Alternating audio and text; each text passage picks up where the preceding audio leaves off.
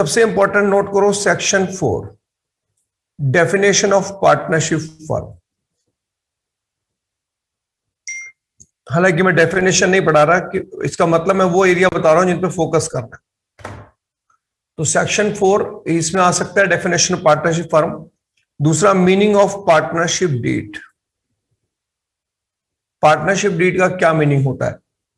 तीसरा यह है कि क्या एक पार्टनरशिप डीड को रजिस्टर कराना मैंडेटरी है। एक पार्टनरशिप डीड का जो रजिस्ट्रेशन है क्या वो मैंडेटरी होता है। मिनिमम पार्टनर कितने हो सकते हैं और मैक्सिमम पार्टनर कितने हो सकते हैं।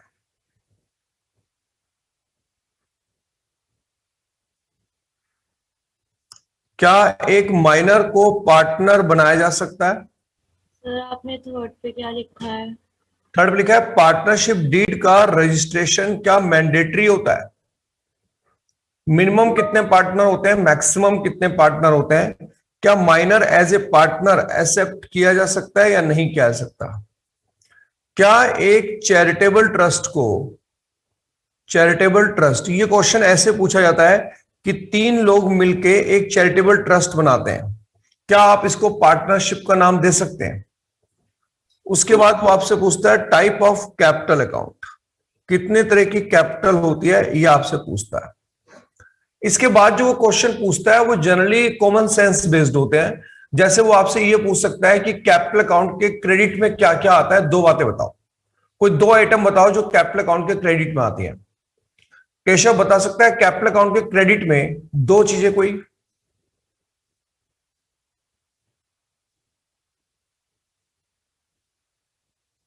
चलो नित्या आप बता सकते हो कैपिटल अकाउंट के क्रेडिट में कोई 2 चीजें आती हैं। गौरांश आप बताओ। Balance brought down, interest on drawing और नेट प्रॉफिट। देखो इधर, अब आप लोग ना पढ़े लिखे लोग हो गए हो।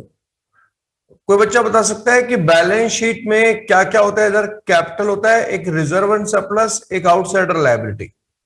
अब ये बताओ कि reserve surplus partners capital account में किस साइड जाता है, क्रेडिट से। क्रेडिट। आप ये भी बोल सकते हो कि रिजर्व उसके अंदर जाते हैं। और इंटरेस्ट ऑन कैपिटल तो आता ही है, वो तो आपको डेथ ऑफ पार्टनर वाला क्वेश्चन करके ही पता लग गया था कि इंटरेस्ट ऑन कैपिटल उस साइड आती है। तो वो ऐसे कोई भी चीज पूछता है तो जो भी आपने पार्टनरशिप में पढ़ी है आप वो सेंस यूज कर सकते हो। तो इस तरह से ये जो पार्टनरशिप में कुछ ऐसे पॉइंट है जिन पे वो 1 मार्कर फोकस करेगा। हालांकि मैं शायद आज से एक नई प्रैक्टिस और फॉलो करूंगा, या जब आपके अभी टेस्ट सीरीज आप लोगों की जब स्टार्ट हो जाएगी तो उसमें एक चीज और फॉलो करने की मैं सोच रहा हूं। जो 1 मार्कर क्वेश्चन है स्टूडेंट्स का इनका बिल्कुल भी आइडिया नहीं है कि एग्जामिनर कैसे पूछने वाला है। तो मैं पहले हमारा आज का ये पार्टनरशिप फंडामेंटल चैप्टर खत्म हो जाए, फिर टेस्ट सीरीज जो हम लोगों ने प्लान की है उसके लिए मैं आपको डेली 5 क्वेश्चंस का कुछ ऐसा करूंगा कि क्वेश्चन बैंक आपके पास आए, उन्हें आप सॉल्व करें, ताकि 1 मार्कर क्वेश्चन से आपकी हैबिट बने कि किस तरह से एग्जामिनर क्रिएटिव क्वेश्चन पूछ लेता है।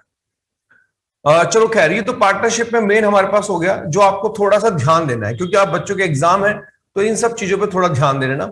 हम फिलहाल न्यूमेरिकल पे फोकस कर रहे हैं। हाँ बोलिए। सर आपने सबसे टॉप पे क्या लिखा है सेक्शन 4 के बाद। पार्टनरशिप डीड का मीनिंग पूछ लेगा आपसे वो, बट इस सेक्शन 4 में definition of partnership firm. Okay sir, ठीक है। और हाँ बोलो बेटा। तो जो आपने चैरिटेबल ट्रस्ट के आगे 3 लिखा है उसका क्या मतलब है। 3 पार्टनर हैं, यानी कि 3 मेंबर हैं, ये 3 लोग मिलके ये कहते हैं कि हम एक चैरिटेबल ट्रस्ट बना रहे हैं, चैरिटेबल पर्पस से हम काम करेंगे। क्या आप इसको पार्टनरशिप फर्म एज्यूम करोगे।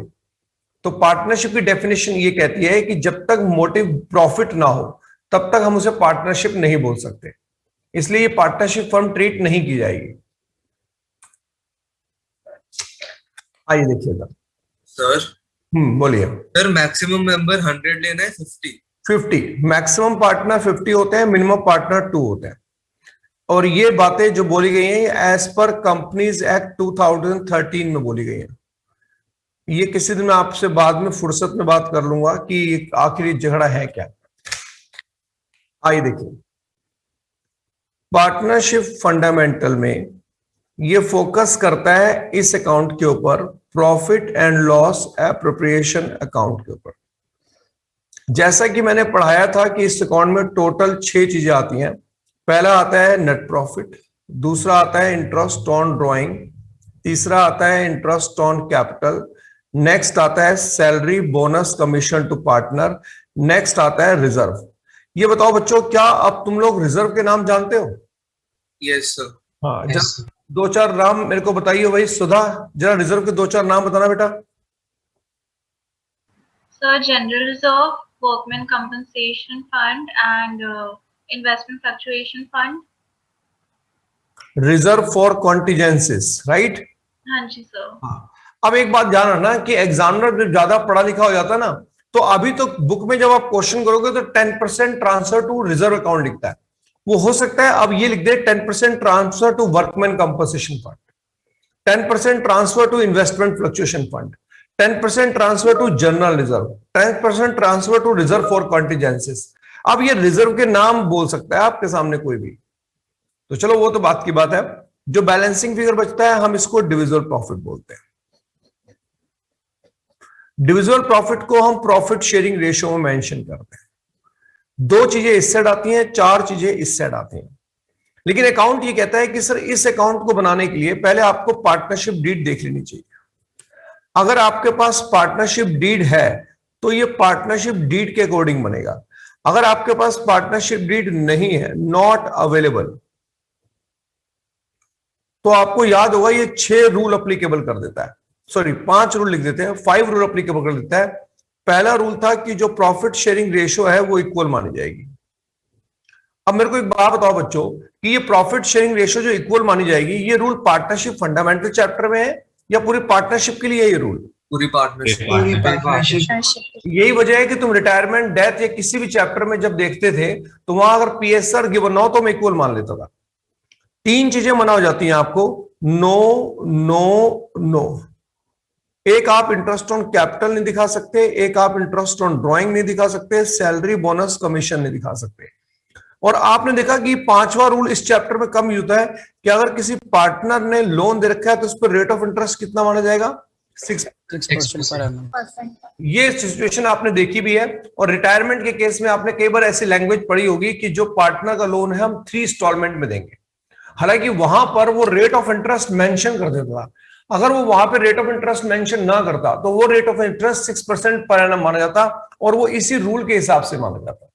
तो पार्टनर के लोन पे इंटरेस्ट 6% पर एनम होता है। ये बात है। काम की बात ये कि ठीक है हमें सारी बातें पता है। अब स्टूडेंट कहता है फोकस कहां करना है? चैप्टर है पार्टनरशिप फंडामेंटल। तो मैंने सुन मेरी बात, फोकस करना चाहता है, पहला फोकस है इंटरेस्ट ऑन ड्राइंग कैलकुलेट करना आना चाहिए। स्टूडेंट कहता है मेरे को आता है, चलो देख लेंगे अभी। इंटरेस्ट ऑन कैपिटल कैलकुलेट करना चाहिए, स्टूडेंट कहता है मेरे को वो भी आता है। मतलब तीसरा फोकस रिजर्व पे रख। रिजर्व की एक लैंग्वेज होती है इसके पास, वो हम देखेंगे किस तरह की लैंग्वेज है। और लास्ट फोकस नेट प्रॉफिट। कोई स्टूडेंट ये बोले, जैसे आप हर चैप्टर पढ़ते हैं मेरे से, आपने एडमिशन पढ़ा, रिटायरमेंट पढ़ा, डिसोल्यूशन पढ़ा, और बाद में बच्चे एक बात जरूर पूछता है कि सर फोकस एरिया क्या है? कि अगर हम आपसे ये कहें कि कहां पर फोकस करोगे आप, किस टॉपिक पे आप फोकस करोगे आप, तो मैं बोलूंगा बेटे फंडामेंटल में एक ही ऐसा टॉपिक है जो तुझे किसी भी मूवमेंट पे इतना दिमाग खराब कर सकता है, तेरी मेहनत खा जाएगा एग्जामिनर 2 मिनट के अंदर। तो कह रहा है सर वो कौन सा टॉपिक है? मैंने कहा वो है नेट प्रॉफिट। तो क्यों ना आज हम पहले इस पे फोकस कर लें। हालांकि मैं एक बात बता दूं कि इसके बाद वो पार्टनर्स कैपिटल अकाउंट बनाता है। क्या इस क्लास में कोई भी ऐसा बच्चा बैठा हुआ है जो पार्टनर्स कैपिटल अकाउंट से डरता हो? मेरे ख्याल से अब तो नहीं डरना चाहिए। अब तो तुम धाकड़ धाकड़ कैपिटल अकाउंट देख के आ चुके हो।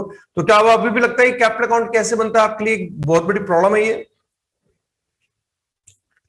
इस क्लास में किसी बच्चे के लिए कैपिटल अकाउंट प्रॉब्लम तो नहीं है? No sir. No, sir. चलिए डन। इसका मतलब साफ है कि कैपिटल अकाउंट हमारे फोकस एरिया पे नहीं आता।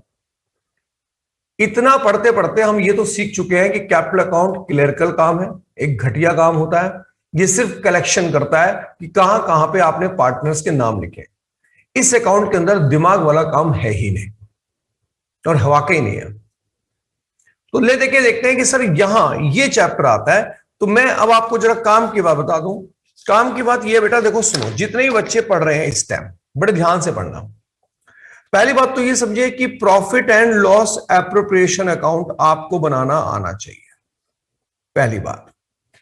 लेकिन कहता है सर ये एक बेसिक बात है, यानी कि ये बेसिक नॉलेज है।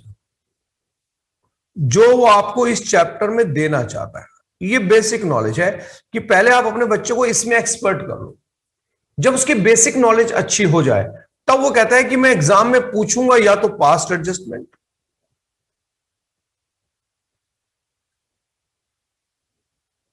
या फिर मैं एग्जाम में आपसे पूछूंगा गारंटी टू पार्टनर, यानी ये क्वेश्चन इन दो में से आएगा। लेकिन फिर मैं बता दूं कि इन दो में से क्वेश्चन आता है बोर्ड में, लेकिन आप लोग अब पढ़ रहे हो स्कूल के लिए, या आपके स्कूल में टेस्ट चल रहे हैं। स्कूल वाले जो टेस्ट बनाएंगे, जैसे कि मैंने कहा भी था आपसे कि 50% से ज्यादा पेपर इसी सब्जेक्ट से बनेगा, इसी चैप्टर से बनेगा। तो एग्जामिनर आपसे यहां से भी पूछेगा, बेसिक नॉलेज की बातें भी करेगा, यहां से भी पूछेगा और यहां से भी पूछेगा। तो इसलिए फंडामेंटल को ध्यान से पढ़ना जरूरी है। पहले हम बेसिक पॉइंट पे बात करते हैं। आज मेरा तरीका पढ़ाने का थोड़ा डिफरेंट होगा। स्टूडेंट को मैंने कहा देख बेटे, काम की बात करूंगा तो जल्दी समझ जाएगा, बड़े से बड़े न्यूमेरिकल पे हाथ डाल लेगा अगर ढंग से समझ लेगा। मैं कहा देख, तेरे को ना वो यहां परेशान करेगा, नेट प्रॉफिट, तेरे को नेट प्रॉफिट पे जीने नहीं देगा, इसलिए थोड़ा सा इसके बारे में भी सीख ले। कैसे सीखे? मैं कहा देख बात सुन, ये नेट प्रॉफिट तू जानता है कहां से आता है? कह रहा हाँ सर मैं जानता हूं। मैंने कहा बता कहां से आता है? कह रहे सर ये नेट प्रॉफिट आता है P&L अकाउंट से। ये नेट प्रॉफिट आता है प्रॉफिट एंड लॉस अकाउंट से, और इसी के बाद बनता है profit and loss appropriation account. ये रहा नेट प्रॉफिट 50 लाख। ये प्रॉफिट यहां से यहां ट्रांसफर हो जाता है 50 लाख। तो स्टूडेंट कहते हैं इसमें प्रॉब्लम क्या है आपको, इसमें एग्जामिनर मेरे को कैसे परेशान कर सकता है? मैंने कहा बेटा वो मिस्टेक करने वाला है। आपको याद है आपने 11th क्लास में एक चैप्टर पढ़ा था रेक्टिफिकेशन ऑफ एरर। ये वही टॉपिक पकड़ेगा, वो आपसे बोलेगा कि मैं एक एक्सपेंस भूल गया या मैं कोई इनकम भूल गया, भगवान जाने वो क्या भूलने वाला है। लेकिन बच्चों को यह पता होना चाहिए कि जिस चीज को वो भूल गया वो चीज P&L की थी या वो P&L एप्रोप्रिएशन की थी। क्या भूला मुझे नहीं मालूम। स्टूडेंट कहते हैं सर मुझे कैसे पता चलेगा कि वो चीज P&L की थी या P&L एप्रोप्रिएशन की? तो मैंने कहा बेटा देख बड़ा आसान है। क्या मेरी क्लास के बच्चे जानते हैं कि P&L एप्रोप्रिएशन के अंदर टोटल 6 ही चीजें आ सकती हैं? क्या ये बात आप लोगों को क्लियर है? Yes, sir. Yes, sir. मैंने बच्चों को बड़ा क्लियर बताया। देखो ये बात कहीं बुक में नहीं लिखी हुई कि P&L एप्रोप्रिएशन में 6 ही चीजें आती हैं। ये एक्सपीरियंस कहता है कि 12th क्लास 6 ही होंगी। बुक में कहीं मेंशन नहीं किया गया, यानी कि ये कहना बड़ा गलत साबित होगा मेरा कि अगर मैं किसी को बोल दूं कि 6 ही चीजें आती हैं। कह रहे लेकिन सर ठीक है, आप एक्सपीरियंस लो तो आपने देखा, और आप लोग बुक के इतने क्वेश्चंस कर भी चुके हैं, पहले भी आपने क्वेश्चन देखे, आज भी मैं क्वेश्चंस आपको कराऊंगा, आपको 6 के बार मिलेंगे भी नहीं। तो 6 चीजें जो P&L एप्रोप्रिएशन में आती है मैं उनके बारे में जानता हूं। जो P&L एप्रोप्रिएशन में नहीं आता वो मैं 2 मिनट में क्लिक कर जाऊंगा और मैं समझ लूंगा कि वो P&L अकाउंट में आता है। तो पहले तो क्लास अपने आप को ट्रेंड करे कि जैसे वो सामने होता है वो P&L में आता है तो किस साइड आता है। फॉर एग्जाम्पल मान लीजिए क्वेश्चन के अंदर मुझे एक लाइन लिखी मिल गई, वो लाइन ये थी net profit of ₹50 lakh before interest on investment, before interest on investment for ₹3 lakh. Sir net profit में सबसे पहली बात, सबसे पहले दिमाग में ये सोचो कि ये बताओ कि interest on investment P&L appropriation में आता है या सर हार्दिक का फोन आया, पूरा क्लास के बाहर निकल गए, तो आप वो कह रहे हैं कि रिकॉर्ड कर लीजिए आप। कौन कह रहा है? हार्दिक सर, उसका नेट नहीं काम कर रहा। अच्छा बेटा रिकॉर्ड तो नहीं हो रहा, रिकॉर्ड नहीं करना, क्लास रिकॉर्डिंग मामला गड़बड़ जाता है, फिर ब्लर हो जाता है क्लास, उसे दूसरे वीडियो में देख लेंगे, कुछ ना कुछ देख लेंगे। जी सर मैं कहता हूँ उसको। हाँ भाई, तो मुझे ये बताओ कि इंटरेस्ट ऑन इन्वेस्टमेंट, मेरे बच्चों इंटरेस्ट ऑन इन्वेस्टमेंट P&L में आता है, ये बात सबको समझ में आ रही है? Yes. Yes, sir. Yes, sir. ये बताओ कि P&L में आपका दिमाग क्या कहता है कि वो डेबिट में आना चाहिए या क्रेडिट में आना चाहिए? Credit.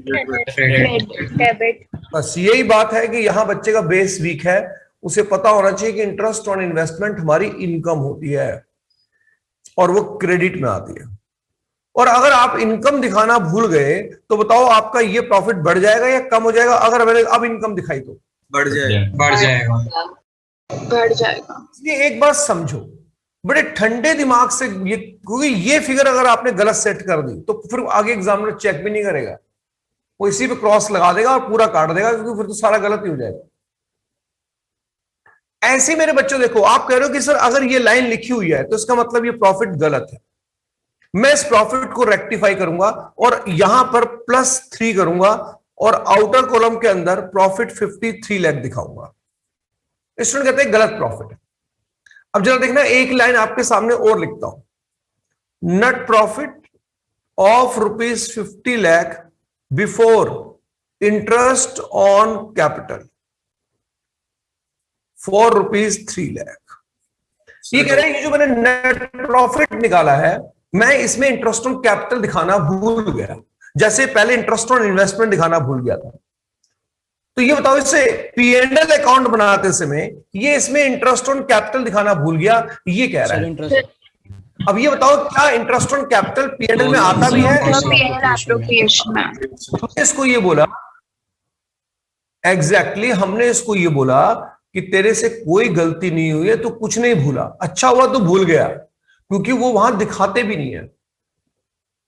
ये बात आपको अपने आप को समझानी होगी कि एग्जामिनर लिखता बड़े अच्छे ढंग से, आपको ये बात समझानी होगी कि अच्छा हुआ तो भूल गया, वो P&L में आता भी नहीं है। इसका मतलब ये प्रॉफिट बिल्कुल ठीक था, एज इट इज प्रॉफिट आप यहां 50 लाख रुपए लिखोगे और बाद में जो आप इंटरेस्ट ऑन कैपिटल दिखाओगे वो तो दिखाओगे। इस बार प्रॉफिट ठीक था। अच्छा चलो, ये बात समझ में आई। इसके बाद देखो मेरे बच्चों, क्या है net profit of ₹50 lakh before interest on partner loan for ₹3 lakh. इस बार इंटरेस्ट ऑन पार्टनर लोन दिखाना भूल गया। पहले मुझे बताओ, interest on partner loan P&L appropriation account में आता है? अब 6 में तो आता नहीं है, ये उन 6 चीजों में है ही नहीं। तो कह रहे सर तो क्या, फिर तो वो यहीं आएगा। अब ये क्योंकि पार्टनर और एक्सपेंस है तो वो मैं यहां दिखाना चाहिए था डेबिट में, और अगर मैं एक्सपेंस को अब 3 लाख रुपए दिखाऊंगा तो ये प्रॉफिट मेरा कम हो जाएगा, यानी कि मेरा सही प्रॉफिट कितना होगा? 47 लाख। तो एक बात समझिए कि एग्जामिनर क्या करता है, कह रहा है सर वो नेट प्रॉफिट में परेशान करेगा आपको। आपके बच्चों को अगर ये नॉलेज नहीं है कि वो P&L में है, P&L एप्रोप्रिएशन का है, तो वो नेट प्रॉफिट ही गलत कर सकता है। बिफोर का मतलब क्या होता है? कह रहे सर बिफोर का मतलब ये होता है कि उसने कंसिडर नहीं किया, और आफ्टर का मतलब क्या होता है? कह रहा है वो कंसिडर कर चुका है। फॉर एग्जाम्पल, अब जरा मैं ये सारी लैंग्वेज में बिफोर की जगह अगर आफ्टर लिखूं तो देखो मीनिंग कितना जबरदस्त चेंज होता है।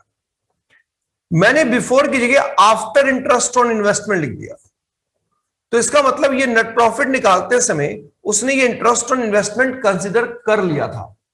तो मेरे बच्चों बताओ, ये प्रॉफिट सही हुआ 50 लाख रुपए या गलत हुआ? सर सही है। आप इंटरेस्ट ऑन इन्वेस्टमेंट का कुछ भी नहीं करोगे।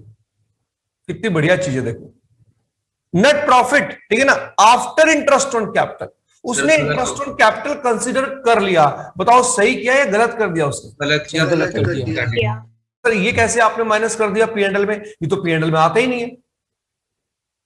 अब मुझे इसे क्या करना पड़ेगा? प्लस करना पड़ेगा, तब जाके मेरा आंसर ठीक होगा। After interest on partner loan, बहुत पहले मैंने बिफोर और आफ्टर पढ़ाया था और बहुत से बच्चों को समझ ही नहीं आया था, लेकिन अब क्योंकि एग्जाम टाइम सर पे खड़ा हुआ है और मैं चाहता हूं कि मेरा बच्चा फोकस हो, और सबसे बड़ी बात कि ब्रह्मास्त्र के बच्चों से मैं बात कर रहा हूं, तो मैं उम्मीद करता हूं कि मेरे बच्चे आज की क्लास में कम से कम बिफोर और आफ्टर की इंपॉर्टेंस तो समझेंगे कि बिफोर कितना जबरदस्त वर्ड होता है और आफ्टर कितना जबरदस्त वर्ड होता है। एग्जामिनर का फोकस ही नेट प्रॉफिट है, वो नेट प्रॉफिट पे लेके परेशान कर सकता है। मे बी कई स्कूलों में हाँ कि ना। अभी पहला टेक्स्ट है, शायद इंट्रोडक्टिव हो तो शायद इतनी हाईफाई बातें ना करें, लेकिन कई बार ऐसा भी होता है कि स्कूल ज्यादा परेशान कर देता है उस केस के अंदर। मुझे बताओ कि क्या मेरे बच्चों को ये बिफोर और आफ्टर की गेम समझ में आई? Yes sir. चलिए डन। एक मिनट,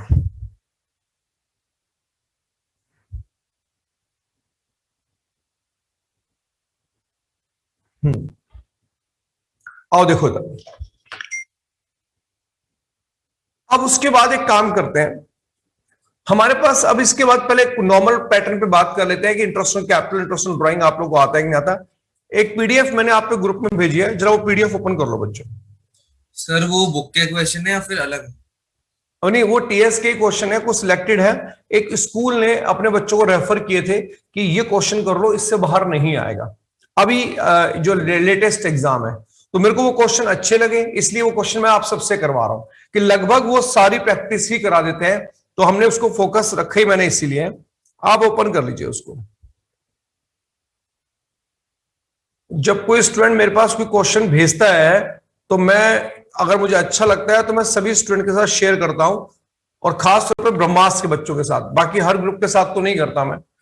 आइए क्वेश्चन नंबर 1 हम मिलके करेंगे, आप लोग भी कीजिए। ब्रह्मास्त्र की यही पहचान होती है सिस्टम में कि जो बच्चे हैं वो इनिशिएटिव लेते हैं, करते हैं। बाकी बैच में बच्चे सिर्फ देखते हैं, तो देखने वाला ग्रुप अलग, करने वाला ग्रुप अलग। जैसा कि आप सबने मुझसे वादा किया था कि सर हमें इंटरेस्ट ऑन कैपिटल कैलकुलेट करना आता है, और इस क्लास के बच्चों ने बोला है। जरा देखो क्वेश्चन नंबर 1 में आपका आंसर मैच करता है या नहीं।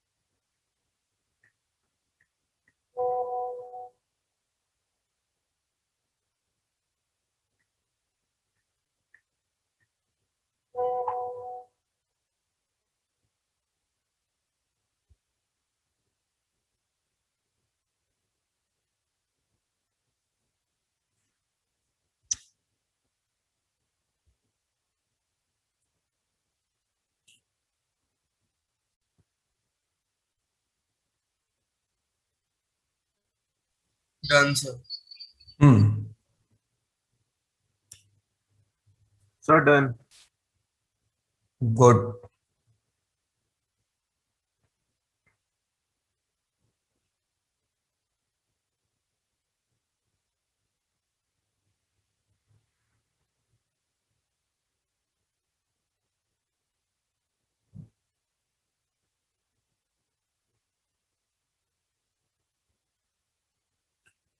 अभी देखो, एक बच्चे का, अभी 12th के स्कूल वाले बोर्ड का पेपर ले रहे हैं। अभी मैं आप ही क्लास में बैठा हूं, चाहो तो मैं आपको अपना व्हाट्सएप ग्रुप चेक करा सकता हूं। एक स्टूडेंट के स्कूल ने अभी बोर्ड का पेपर सेट किया है कि हम इसके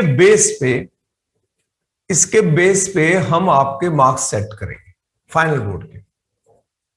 अब एक बच्चे का पेपर आया है, ये अमेठी वसुंधरा का है।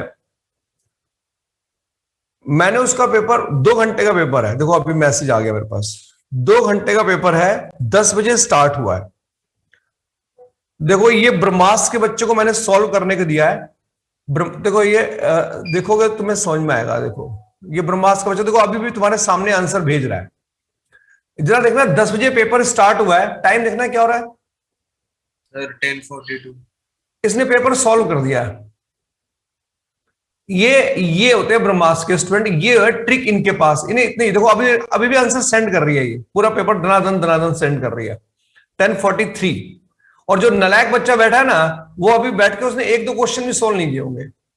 ये डिफरेंस होता है बच्चों में। ऐसी टेक्निक आपको सिखा दूंगा कि मतलब एक बार बच्चा सीखने को तैयार हो जाए बस। फिर देखो अभी आपके सामने दनादन ये बच्चा सॉल्व कर रहा है, और अभी 10:43 पे मैंने 10 बजे इसको, उसका पेपर आया है 10:05 पे मैंने इसको भेजा है, 10:43 पे इसने पेपर सॉल्व करके हाथ में पकड़ा दिया। ये चीजें मुझे तुम्हारे अंदर डालनी है बस। अकाउंट तो दुनिया पढ़ा दिया है। अब ये मैं जरा उस नलायक को भेज दूं, क्योंकि इनको कोई काम नहीं था लोगों।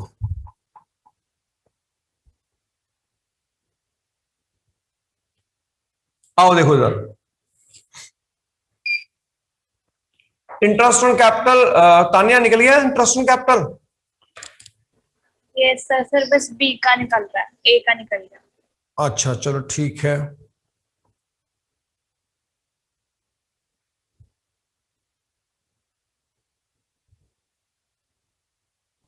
तो फर्स्ट क्वेश्चन के बाद सेकंड कर लें। बिल्कुल सेकंड करो, सेकंड के बाद थर्ड में सारे क्वेश्चन करा रहा हूं। बस थोड़ा मैं इधर, मेरा दिमाग इस समय लगा हुआ है, ये बच्चों को पेपर चल रहा है, इनको फॉरवर्ड कर दूं जो नालायकों ने पेपर मांगे।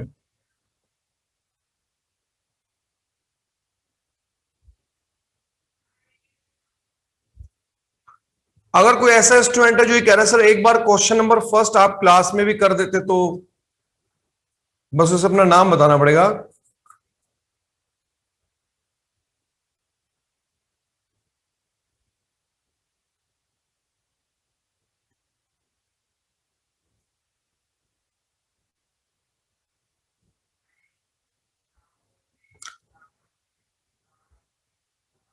फर्स्ट क्वेश्चन सेकंड,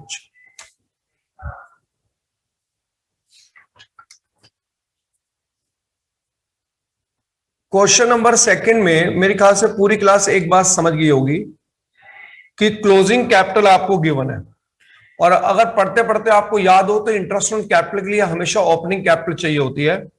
और हम यहां पर एक काम कर रहे हैं कि एक फॉर्मेट है कि अगर हमें क्लोजिंग कैपिटल गिवन हो तो राम और मोहन ये दो पार्टनर हैं, राम और मोहन दो पार्टनर हैं। कैपिटल अगर हमें क्लोजिंग दे रखी है तो यहां लिखते हैं क्लोजिंग कैपिटल। आपको याद होगा इसमें ऐड करते हैं ड्राइंग, आपको याद होगा इसमें लेस करते हैं एडिशनल कैपिटल, आपको याद होगा इसमें लेस करते हैं हम लोग प्रॉफिट। तानिया बेटा ये बात समझ में आ रही है? हाँ यस सर, यस। अब थोड़ा सा रेक्टिफाई कर दूं आप लोगों को, अब आप थोड़े पढ़े लिखे लोग हो। ये बताओ कि ये जो कैपिटल क्लोजिंग दे रखी है ये कैपिटल है फ्लक्चुएटिंग कैपिटल। फ्लक्चुएटिंग मतलब कैपिटल बार बार चेंज हो रही होगी, इसीलिए ओपनिंग कैपिटल अलग होगी और क्लोजिंग कैपिटल अलग हो जाएगी। और यहां पे जो ड्राइंग आती है, ये बताओ क्या मैंने आपको ये पढ़ाया कि ड्राइंग दो तरह की होती है, एक ड्राइंग आउट ऑफ प्रॉफिट होती है, एक ड्राइंग आउट ऑफ कैपिटल होती है। यस यहां लिख लो ब्रैकेट में बोथ, यहां पर दोनों टाइप की ड्राइंग्स आती हैं। कैपिटल से किए तो भी वो ऐड होगी, प्रॉफिट से किए तो भी वो ड्राइंग ऐड, और दोनों है तो दोनों ऐड हो जाएंगी। तो फिलहाल अब मुझे इस क्वेश्चन की सिचुएशन देखनी पड़ेगी। इंटरेस्ट तो मैं बाद में निकालूंगा, ओपनिंग कैपिटल निकालने के बाद में इंटरेस्ट निकालूंगा। तो जैसे इसने स्टार्टिंग किया कि capital at the end of the year, मैं समझ गया कि मुझे क्लोजिंग कैपिटल गिवन है, तो मैं एग्जाम में ऐसे ब्लैंक फॉर्मेट बना के इसे फिल करूंगा।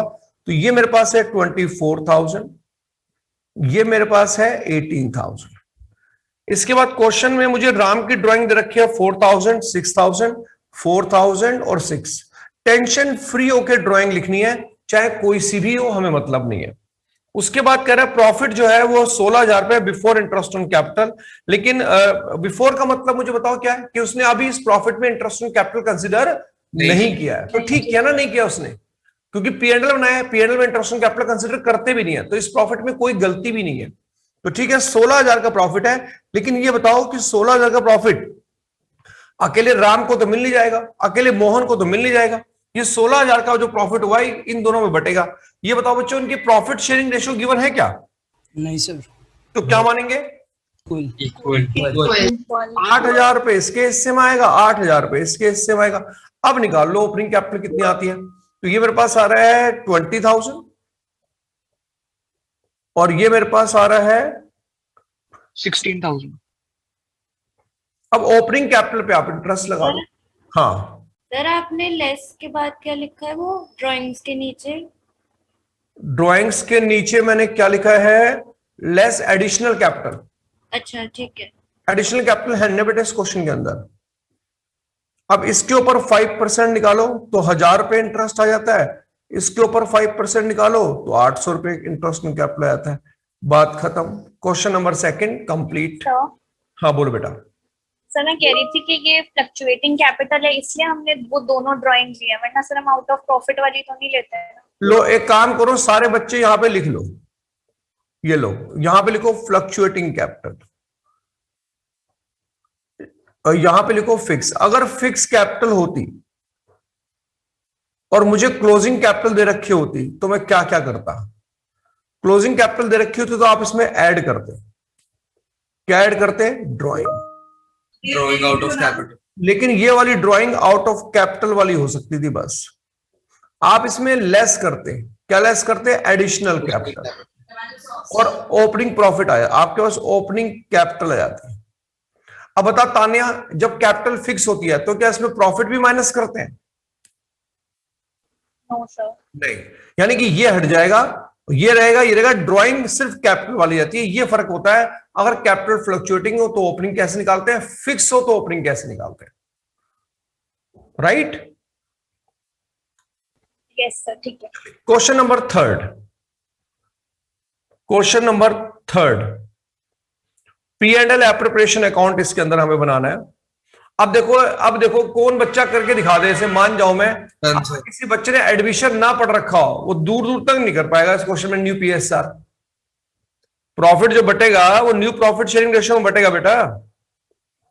मैं करके दिखाता हूं। क्वेश्चन नंबर थर्ड देखो, प्रांशु और हिमांशु दो पार्टनर। एक सेकंड ऊपर वाला क्वेश्चन दिखाना। डन। हाँ, एक मिनट। ठीक है सर, हो गया। डन। क्वेश्चन नंबर थर्ड देखो बेटा, दो पार्टनर हैं प्रांशु और हिमांशु।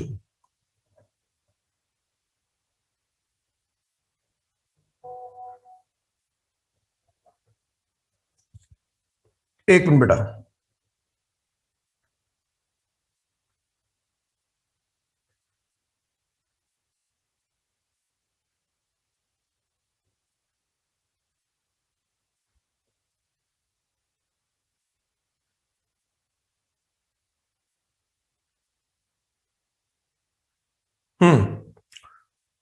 इनकी प्रॉफिट शेयरिंग रेशियो क्या है? 3:2. हाँ, 3:2 इनकी पीएसआर है। अब एक नया पार्टनर आ रहा है अंशु। अंशु कितने शेयर के लिए आ रहा है? 1/6. 1/6। Pranshu personally guaranteed that Anshu share profit would not less than 30,000 in any year. वो कह रहे हैं 30,000 रुपए से कम का प्रॉफिट किसी भी साल में होगा। Net profit for the firm ending, ठीक है। उसके एडमिशन होने के बाद, इसके एडमिशन होने के बाद फर्म को जो प्रॉफिट हुआ है वो प्रॉफिट हुआ है 90,000 रुपए। ठीक है, आप मुझे ये बताओ, ये जो प्रॉफिट 90,000 रुपए का हुआ है, ये इन तीनों में किस रेशियो में डिस्ट्रीब्यूट होगा? 3:2:1. न्यू पीएसआर में। और ये बताओ, न्यू पीएसआर इसने किस चैप्टर में निकालना सिखाई है? एडमिशन। अब देख रहे हो बुक वालों की बेवकूफी। अब फंडामेंटल में अगर स्टार्टिंग में मैं आपको पढ़ा रहा होता तो स्टूडेंट कहता है कि सर आप सिखाना नहीं चाहते इसलिए आपने चैप्टर छुड़वा दिया। क्वेश्चन छुड़वाया नहीं, मजबूरी थी मेरी बेटा, पर अब तो आपकी मजबूरी नहीं है। तो न्यू पीएसआर निकाल लोगे आप, पर ये क्वेश्चन गारंटी का है इसलिए मैं अभी छोड़ रहा हूं, क्योंकि अभी कई बच्चों को मैं अभी पढ़ाऊंगा फिर इस क्वेश्चन को कराऊंगा। चलिए, पी एंड एल प्रिपरेशन के बाद क्वेश्चन नंबर, हाँ P&L एप्रोप्रिएशन में गारंटी वाला अमाउंट देंगे ना? अभी देखते हैं बेटा, अभी मैं बताता हूं उसको। चलिए डन। लॉस ऑफ द एरेंट, ठीक है। आइए अब कुछ और बातें भी कर लेते हैं। तो मेरे ख्याल से इंटरेस्ट इन कैपिटल और ड्राइंग का भी मेन क्वेश्चन पे हम आने वाले हैं। अब बात सुनो आप, इस चैप्टर में दो टाइप के क्वेश्चन होते हैं। पी&एल एप्रोप्रिएशन अकाउंट हमें बनाना आता है, हम जानते हैं, ठीक है, अभी देख लेंगे। पर एक बढ़िया बात कर लेता हूं, उसके बाद फिर मैं प्रोफेशनल क्वेश्चन पे आ जाऊंगा। दो वर्ड नोट करो सारे बच्चे, difference between charge and appropriation. Difference between charge and appropriation. कोई आपसे पूछे चार्ज में और एप्रोप्रिएशन में क्या फर्क होता है, तो आप बोलना चार्ज बोलते हैं पी&एल अकाउंट को, और एप्रोप्रिएशन बोलते हैं profit and loss appropriation account. यानी कि जो चीजें हम इस अकाउंट में दिखाते हैं उनको एप्रोप्रिएशन कहते हैं, और जो चीजें हम पी&एल में दिखाते हैं उनको चार्ज कहते हैं। तो कुछ चीजें ऐसी होती है जिनका नेचर चार्ज का होता है, कुछ चीजें ऐसी होती है जिनका नेचर एप्रोप्रिएशन का होता है। अब इस बात को कैसे समझो और मैं क्यों ये समझा रहा हूं, बड़े ध्यान समझना, मेरी गारंटी है ये क्वेश्चन आएगा क्योंकि एग्जामिनर इस पे फोकस कर लेता है। एक बार P&L अकाउंट का नेचर देखते हैं, ये चार्ज नेचर का होता है। बच्चों क्या तुम जानते हो यहां पर ग्रॉस प्रॉफिट आता है? यस सर, आप जानते हैं कि यहां पर ग्रॉस प्रॉफिट आता है। बच्चे ग्रॉस प्रॉफिट मान लो यहां पर 50 लाख रुपए का है, आपने यहां 50 लाख का ग्रॉस प्रॉफिट दिखाया। यहां पे एक्सपेंसेस आते हैं, मान लो बेटा एक्सपेंसेस 30 लाख के हैं, बताओ नेट प्रॉफिट कितना आएगा बेटा? 20 लाख, राइट। बच्चों एक बात बताओ, क्या ऐसा भी हो सकता है कि ग्रॉस प्रॉफिट 50 लाख का है और मेरे एक्सपेंसेस 130 लाख के हो जाए? क्या ये पॉसिबिलिटी है? Yes.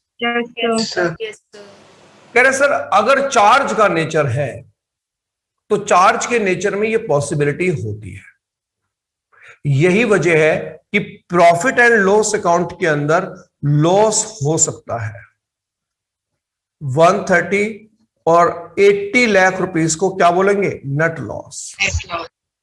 कि सर ये रूल है कि प्रॉफिट एंड लॉस अकाउंट इस बात को देखता ही नहीं है कि कितने का प्रॉफिट है, वो ये देखता है एक्चुअल एक्सपेंस कितने के हैं और वो उनको दिखाएगा, चाहे प्रॉफिट आपके पास कम हो चाहे प्रॉफिट आपके पास ज्यादा।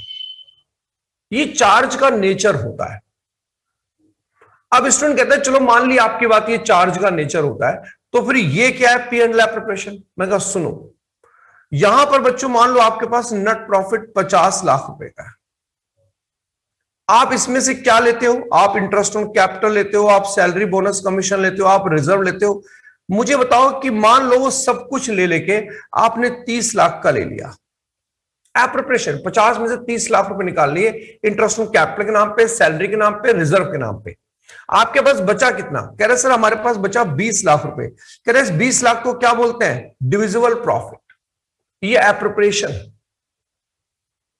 पर भगवान ना करे कि हालात अगर ऐसे हो जाए मेरे बच्चों कि इंटरेस्ट ऑन कैपिटल डीड में लिखा हुआ है कि 130 लाख का है, 130 का है, तुम्हारे पास प्रॉफिट 50 लाख का है, तो क्या बेटे बताओ तुम यहां पे इसको इंटरेस्ट ऑन कैपिटल को 130 दिखा पाओगे? No, sir.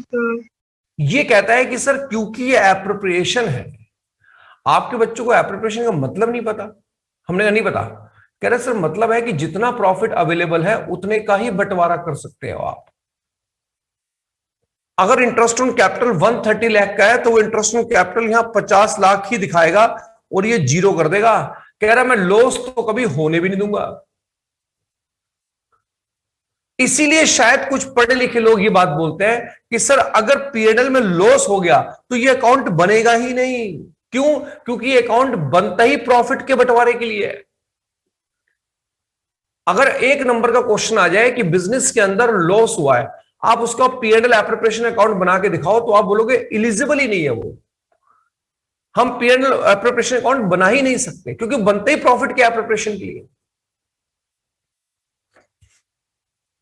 कोई तुमसे पूछे कि चार्ज में और एप्रोप्रिएशन में क्या फर्क है, तो आप एक ही बात बोलना कि सर अगर चार्ज मान लोगे आप तो वो प्रॉफिट की अवेलेबिलिटी को चेक नहीं करेगा, वो एक्चुअल एक्सपेंस दिखा देगा चाहे प्रॉफिट कम हो चाहे ज्यादा।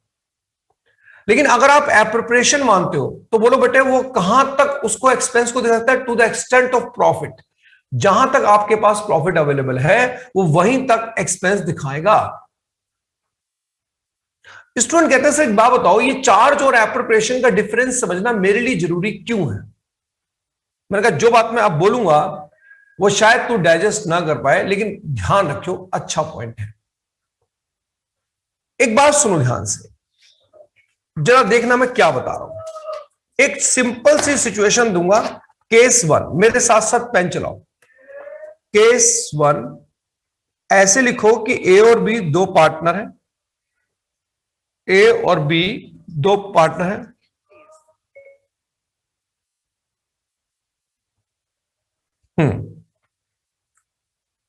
और ये इनकी कैपिटल है। 3 लाख रुपए इसकी कैपिटल है, 2 लाख रुपए इसकी कैपिटल है। Interest on capital 10% per annum हमें प्रोवाइड करना है और प्रॉफिट हमारे पास अवेलेबल है 40,000 रुपीज। एग्जामिनर कह रहा है prepare profit and loss appropriation account if interest on capital treated as charge if interest on capital treated as appropriation। अब ये क्वेश्चन एग्जामिनर चाहे 1 मार्कर में रखे कहीं भी, पर P and L appropriation account बनाने को कह रहा है कि अगर मैं इंटरेस्ट ऑन कैपिटल को चार्ज मानता हूं, यानी कि चार्ज के नेचर का मानता हूं, तो आपका आंसर क्या है। अगर मैं पी एंड एल एप्रोप्रिएशन को एप्रोप्रिएशन मानता हूं तो आपका आंसर क्या है। बड़ा अच्छा क्वेश्चन है ये। चलिए मैं आपको समझाता हूं। आप इसका सॉल्यूशन ऐसे लिखिए, केस 1 में क्या करने वाले हो आप, केस 2 में क्या करने वाले हो। यहां पे बनाइए P and L appropriation account, यहां पर लिखिए नेट प्रॉफिट 40,000 रुपीज। चार्ज, ये बताओ बेटा, चार्ज क्या ये देखेगा कि आपके पास प्रॉफिट कितना अवेलेबल है, या वो एक्चुअल बेस पे दिखा देगा। Actual base. Very good. इसीलिए आप एग्जाम में यहां लिखेंगे इंटरेस्ट ऑन कैपिटल। ए का इंटरेस्ट ऑन कैपिटल 30,000 रुपए है, बी का इंटरेस्ट ऑन कैपिटल 20,000 रुपए है। मैंने थोड़ा शॉर्ट फॉर्म यूज किया है। 50,000 रुपए यहां इंटरेस्ट ऑन कैपिटल दिखा देगा, और अब वो यहां पे लॉस कर देगा, क्योंकि पार्टनर के बीच में चार्ज का नेचर डिसाइड हो गया है, और चार्ज के केस में लॉस हो सकता है। ए और बी में डिस्ट्रीब्यूट हो जाएगा। रेशो गिवन नहीं है तो इक्वल मान लेंगे, 5,000 5,000। ये समझिए आप, चार्ज मानते ही वो एक्चुअल पे चला जाता है, फिर वो हमारी सुनता नहीं है। सेकंड क्वेश्चन में हम देखें अगर, तो सेकंड क्वेश्चन में अगर वो सेकंड केस में अगर देखिए, अगर उसने एप्रोप्रिएशन मान लिया तो P and L appropriation account, यहां पर वो नेट प्रॉफिट दिखाएगा 40,000 रुपए। लेकिन अब बताओ कि वो यहां interest on capital actual base पे दिखा नहीं सकता, उतना ही दिखा सकता है जितने का आपके पास प्रॉफिट अवेलेबल है। प्रॉफिट आपके पास 40 है, लेकिन एक्चुअल इंटरेस्ट बनता है 50, तो यहां पर आउटर कॉलम में तो 40 ही दिखाएगा। अब सवाल ये उठता है कि ए और बी का इंटरेस्ट कितना, ये कैसे बटेगा, इनकी रेशियो क्या है, 3:2। दिख रही बेटा ये रेशियो इंटरेस्ट ऑन कैपिटल की। इस रेशियो में उठा के इसको डिवाइड कर देगा, ये अमाउंट आएगा 24,000 और ये अमाउंट आएगा 16,000। एक बार जरा ये नोट करो, केस 1 सिंपल सा केस है। एप्रोप्रिएशन और चार्ज में क्या डिफरेंस होता है। अब देखो, आप चार्ज मानते हो, उसने डिविजिबल लॉस कर दिया। एप्रोप्रिएशन मानते हो, उसने नहीं कर दिया। अच्छा ये बताओ, अगर इंटरेस्ट ऑन कैपिटल पे क्वेश्चन साइलेंट हो तो क्या करोगे आप। अगर चार्ज और एप्रोप्रिएशन कुछ नहीं बोल रहा तो हम क्या मानते हैं, एप्रोप्रिएशन। Very good sir. हाँ बोलो बेटा। सर इसका बिजनेस पे क्या इफेक्ट पड़ता है इन दोनों का। बिजनेस से कोई लेना देना नहीं है, ये सब नोटंकी है इनकम को डाइवर्ट करने की। बिजनेस से कोई लेना देना नहीं। बिजनेस में माल बेचना है, खरीदना, उससे क्या लेना, बिजनेस को प्रॉफिट से कोई नहीं पड़ता।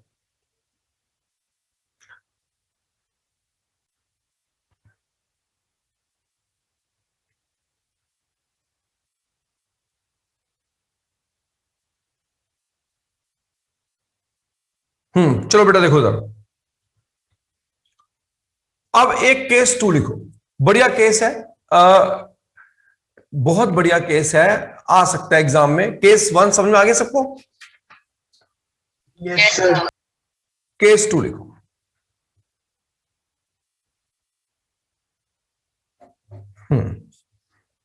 ए बी सी 3 पार्टनर है। और इस क्वेश्चन जो मैंने पिक भेजी है, इसमें जैसे शो किया, मैं इसको ऐसे भी कर सकते हैं कि चार्ज है तो पीएनएल में दिखा देंगे, फिर उसका लॉस पीएनएल एप्रोप्रिएशन। नहीं बेटा, पता है क्या है कि हम रूल ब्रेक नहीं कर सकते। ये बच्चा यही सोचता है कि चार्ज है तो पीएनएल बना दो। वो चार्ज नेचर बोलता है, दरअसल उसका मतलब ये कि चार्ज की तरह ट्रीट करो इंटरेस्ट ऑन कैपिटल को। बनाना पीएनएल एप्रोप्रिएशन अकाउंट ही है दोनों ही केस के अंदर। यहां भी मैंने पीएनएल एप्रोप्रिएशन अकाउंट बनाया है, यहां भी मैंने वही बनाया है। पीएनएल बनाना अलाउड नहीं है बेटा। आप ये नहीं कि पीएनएल बना के उसमें इंटरेस्ट ऑन कैपिटल दिखा दो, वो अलाउड नहीं करेगा examiner. Right? Okay sir. Okay sir हाँ बोलो बेटा। सर अगर इस क्वेश्चन में लिखा है कि सिर्फ इंटरेस्ट ऑन कैपिटल को ही चार्ज नेचर से करना आप है, केस 2 कीजिए, मैं अभी आपके सवाल का जवाब केस 2 में दे दूंगा, आप पढ़िए। यहां पे लिखिए कैपिटल में, एक मिनट पेपर्स,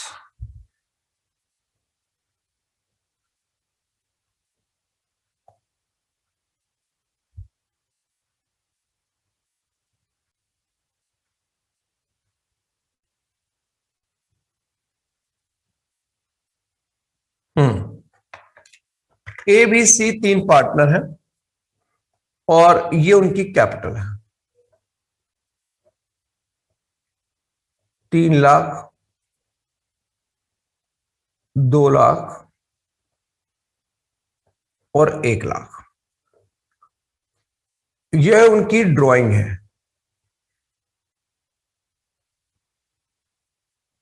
1,50,000, 50,000, 50,000,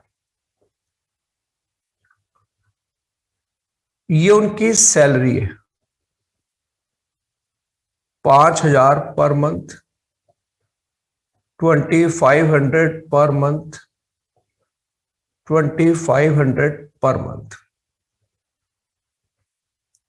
ये कमीशन है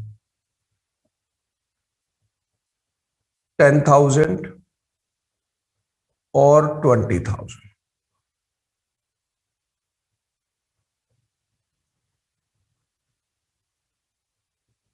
और इंटरेस्ट ऑन कैपिटल है 10% per annum. Interest on drawing है 5% पर एनम। सर सैलरी के नीचे क्या लिखा है? Commission 10,000, 20,000। Profit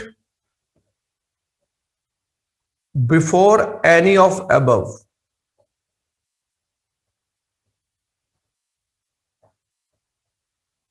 ₹1,20,000। Prepare profit and loss appropriation account if all treated as charge। ये बेस्ट क्वेश्चन बताया जाता है, मैक्सिमम क्वेश्चन। आप P&L एप्रोप्रिएशन अकाउंट बनाइए अगर इन सभी को चार्ज माना गया है तो। एक बार जरा ये क्वेश्चन देखिए आप लोग।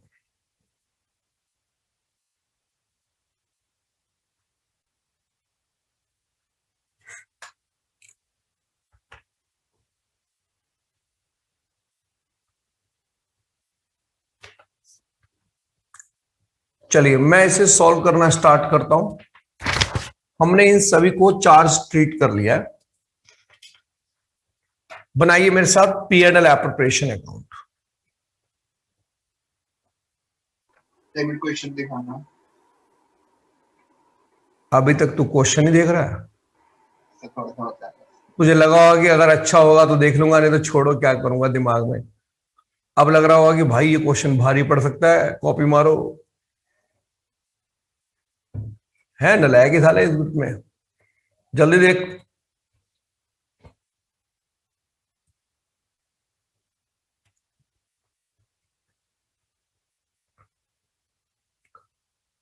आप सारे बच्चे इस क्वेश्चन में एक आइडिया लगा सकते हो। मुझे ये बताओ कि क्या प्रॉफिट से ज्यादा तुम्हें खर्चे होते नजर आ रहे हैं इसमें? Yes, sir. यानी कि डिविजिबल लॉस, अगर ये चार्ज मानेगा तो ये डिविजिबल लॉस की सिचुएशन बन जाएगी। बोलो हाँ है ना? Yes, sir. Yes, sir. Yes, sir. Charge अगर वो बोलता है तो ये इजी हो जाएगा क्वेश्चन, फिर तो P&L हो गया, फिर तो जो एक्चुअल दिखा दो। बताओ ये क्वेश्चन टफ कब होगा? Appropriation. ये बात, ये क्वेश्चन मुसीबत खड़ी कर देगा जब मेरे लिए। अच्छा मान लो अगर क्वेश्चन में ना चार्ज लिखा है ना एप्रोप्रिएशन, अब क्या करोगे आप? Appropriation.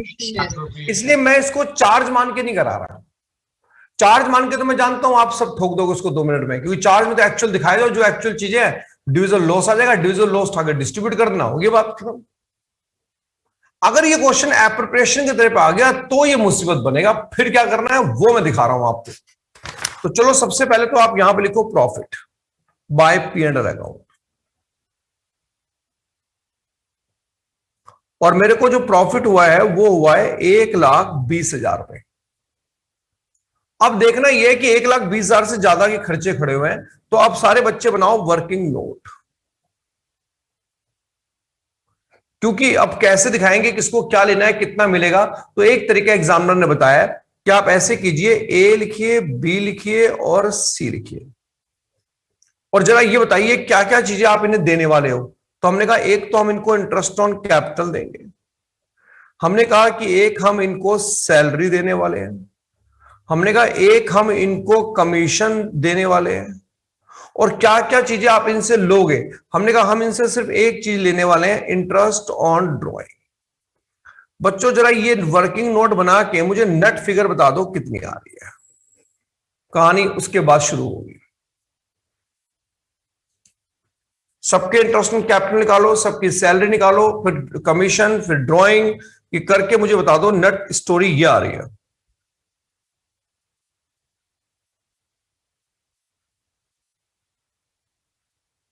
सर वो 50,000 पर मंथ था। 50,000 नहीं, पर मंथ नहीं है, 50,000 है। सर वो 5,000 पर मंथ है। अच्छा ठीक है। कौन से कह रहे हैं 5,000 पर मंथ? अच्छा सैलरी, सैलरी पर मंथ है। पेन चलाइए, जो बच्चे बात नहीं कर पा रहे वो भी कोशिश करें, तो भाई पेन चलाएं तो बड़ा अच्छा है, अगर वो खाली व्यू ले रहे हैं तो बात अलग है। शशंकर साहब जी आप भी क्लास में आ ही गए आखिर, क्या बात है।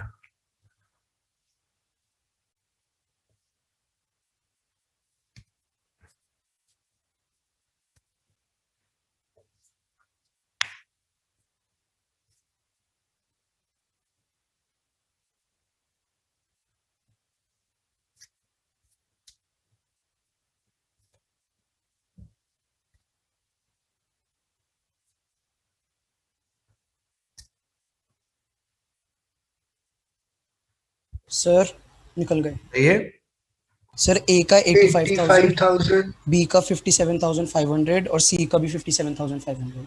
ए का 85,000, बी का 57,500 57,500 57,500 और इसका 57,500 57 सेम।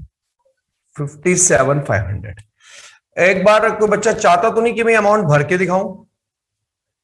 नहीं, नहीं, डन। अब करना यह है कि इसको ना रेशो में कन्वर्ट करना पड़ेगा आपको। ये जो फाइनल अमाउंट बन रहे हैं ना इनके, इसे फाइनल अमाउंट बोलते हैं। इस फाइनल अमाउंट की रेशो बनेगी और उस रेशो में 1,20,000 रुपए बैठेगा, और आप यहां लिखेंगे to divisible profit. Sir interest on drawing पूरी 12 मंथ्स की लगी है। मुझे मालूम, चाहिए ना। हाँ 6 महीने की। 6 मंथ्स की लगेगी। वो गलत है, 5,000 करके। सारे नलायक और मेरा मतलब नलायकों के हाथ में देनी नहीं चाहिए 2 सालों के। कितना आएगा साहब? 2,500 आ रहा होगा इसका, नहीं 1,00,000 पे सर एक का 2,500 है। Yes sir 2,500। इसका आ रहा है 1,250 आएगा वो नीचे। 1,250। समझ में आ गया होगा आपको बात कि वो नॉन पीरियडिकल ड्राइंग है, डेट गिवन नहीं है। डेट गिवन ना हो तो 6 महीने का इंटरेस्ट लगता है, ये बात शायद आपको याद हो। फिर भी कुछ नालायकों को हिंट दे देता हूं, क्योंकि वो सोच रहे होंगे कि ये सर क्या बोल रहे हैं, अचानक ऐसे इंटरेस्ट निकलेगा ए का।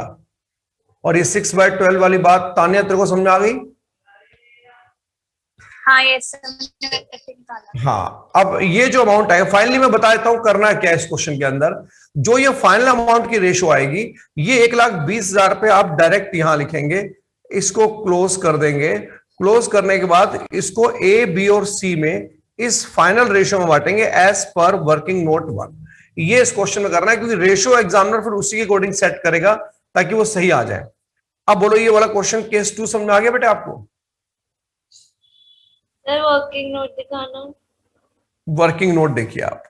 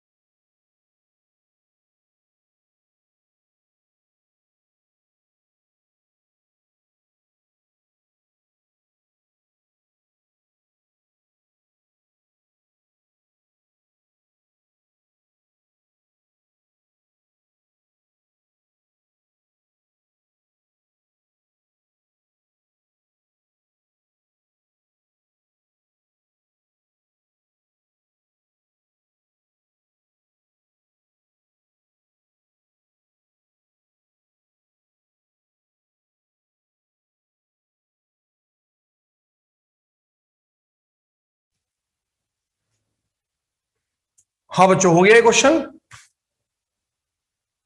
Yes sir. सर एक सेकंड, ऊपर अकाउंट दिखाना है। अकाउंट तो मैंने बहुत बढ़िया बनाया है, बेहतरीन अकाउंट बनाया मैंने। हाँ जी देख लिया सर। ओके आओ बेटा आप सुनो। अब ये एक इसलिए मैंने इंपॉर्टेंट बात छिड़ी कि ये आपके दिमाग से स्किप कर जाएगी, चार्ज और एप्रोप्रिएशन वाला पॉइंट होता है।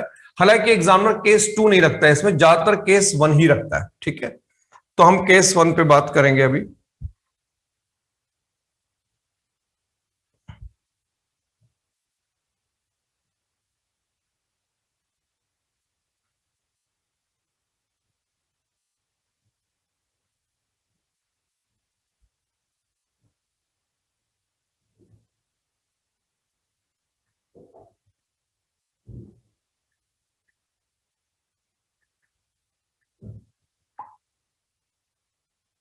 आओ देखो बेटा,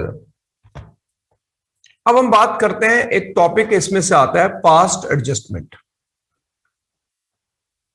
पास्ट एडजस्टमेंट क्या कहता है ये समझिए। तानिया देख तू समझ ले।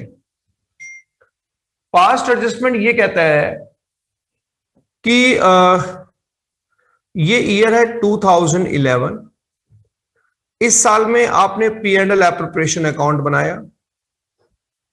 P&L एप्रोप्रिएशन अकाउंट बनाने के बाद आपने पार्टनर्स कैपिटल अकाउंट बनाया।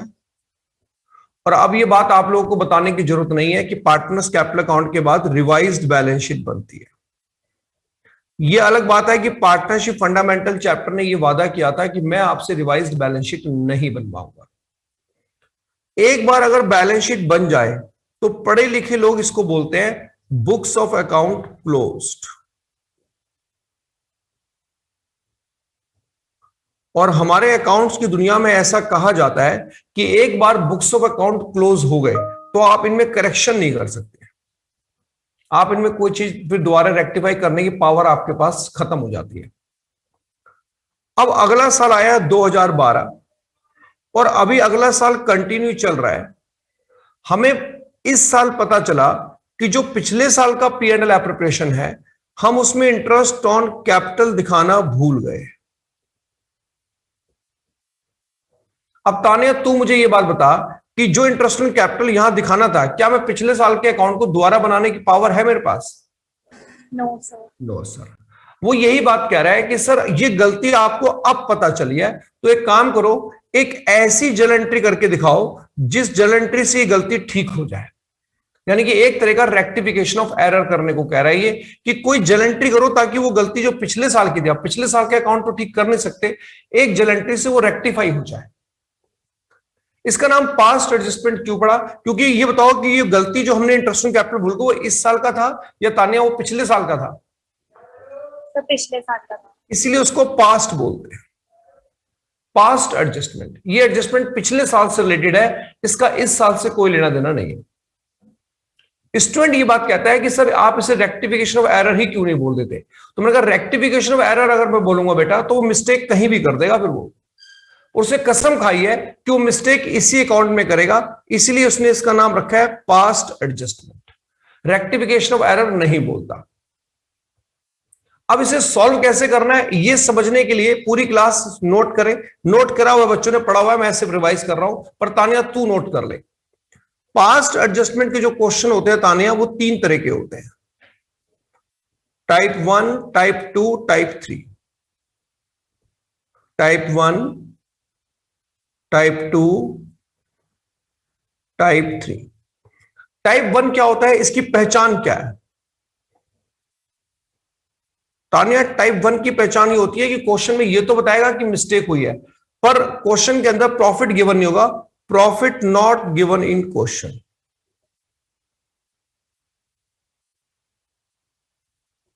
क्वेश्चन के अंदर प्रॉफिट ही गिवन नहीं होगा। टाइप 2, टाइप 2 की पहचान क्या है?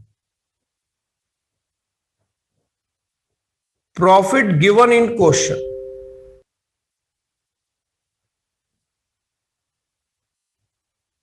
But no mistake in profit sharing ratio. Profit question में गिवन होगा लेकिन प्रॉफिट शेयरिंग रेशियो में वो कोई गलती नहीं करेगा। मतलब ये कि पार्टनरशिप डीड में मान ले 3:2 की रेशियो है, तो जो एक्चुअल में उसने प्रॉफिट डिस्ट्रीब्यूट किया होगा वो 3:2 की रेशियो में किया होगा। टाइप 3, इसकी पहचान क्या है? Profit given in question but mistake in PSR। वो प्रॉफिट शेयरिंग रेशियो में गलती कर देगा कि पार्टनरशिप डीड में लिखा है 3:2 है, लेकिन एक्चुअल में जब उसने प्रॉफिट डिस्ट्रीब्यूट किया तो 1:1 की रेशियो में किया। ये 3 टाइप के क्वेश्चन की पहचान होती है तान्या, और ये पहचानने के बाद ही स्टार्ट करना चाहिए, वरना गड़बड़ हो जाती है। टाइप 1 की पहचान क्या है बेटा? टाइप 1 की profit not given in question. Type 2 और टाइप 3 की में डिफरेंस समझ आ गया बेटा तेरे को? Yes sir. यस सर, चलिए गुड। तो पूरी क्लास एक काम करते हैं, एक बार इसकी हैबिट डाल देता हूं आपको, फिर उसके बाद स्टार्ट लेते हैं हम लोग। मेरे साथ साथ एक क्वेश्चन लिखिए आप लोग।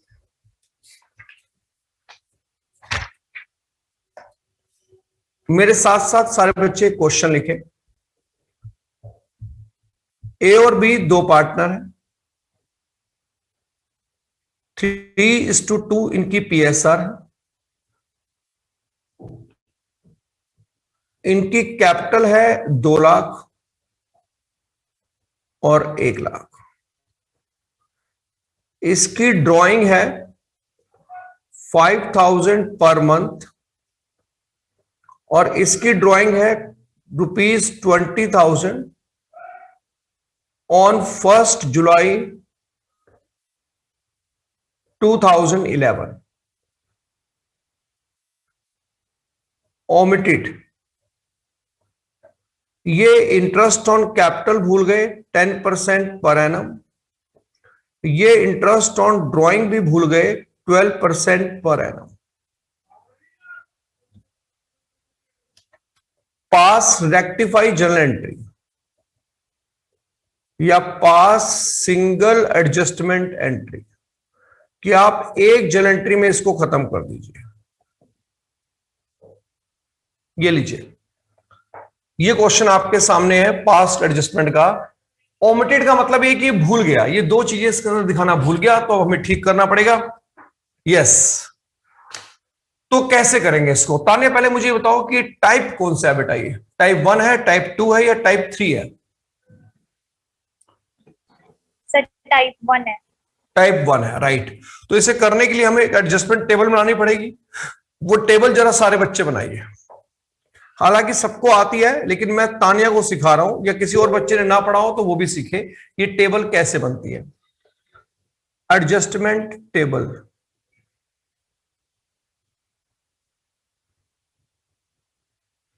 देख तानिया कैसे बना रहा हूं मैं टेबल। तानिया ये बता कितने पार्टनर हैं? सर 2। तो देख ध्यान से, 2 कॉलम ऐसे बनाने, क्योंकि 2 पार्टनर हैं इसलिए मैंने 2 कॉलम बनाए। अब तीसरा कॉलम बनेगा फर्म का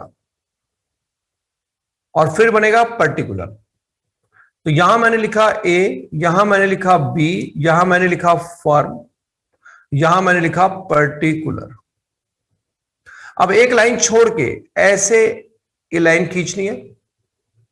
अब यहां पर बीच में एक लाइन ऐसे डालनी है, यहां पर बीच में एक लाइन ऐसे डालनी है, यहां पर बीच में एक ऐसे लाइन डालनी है।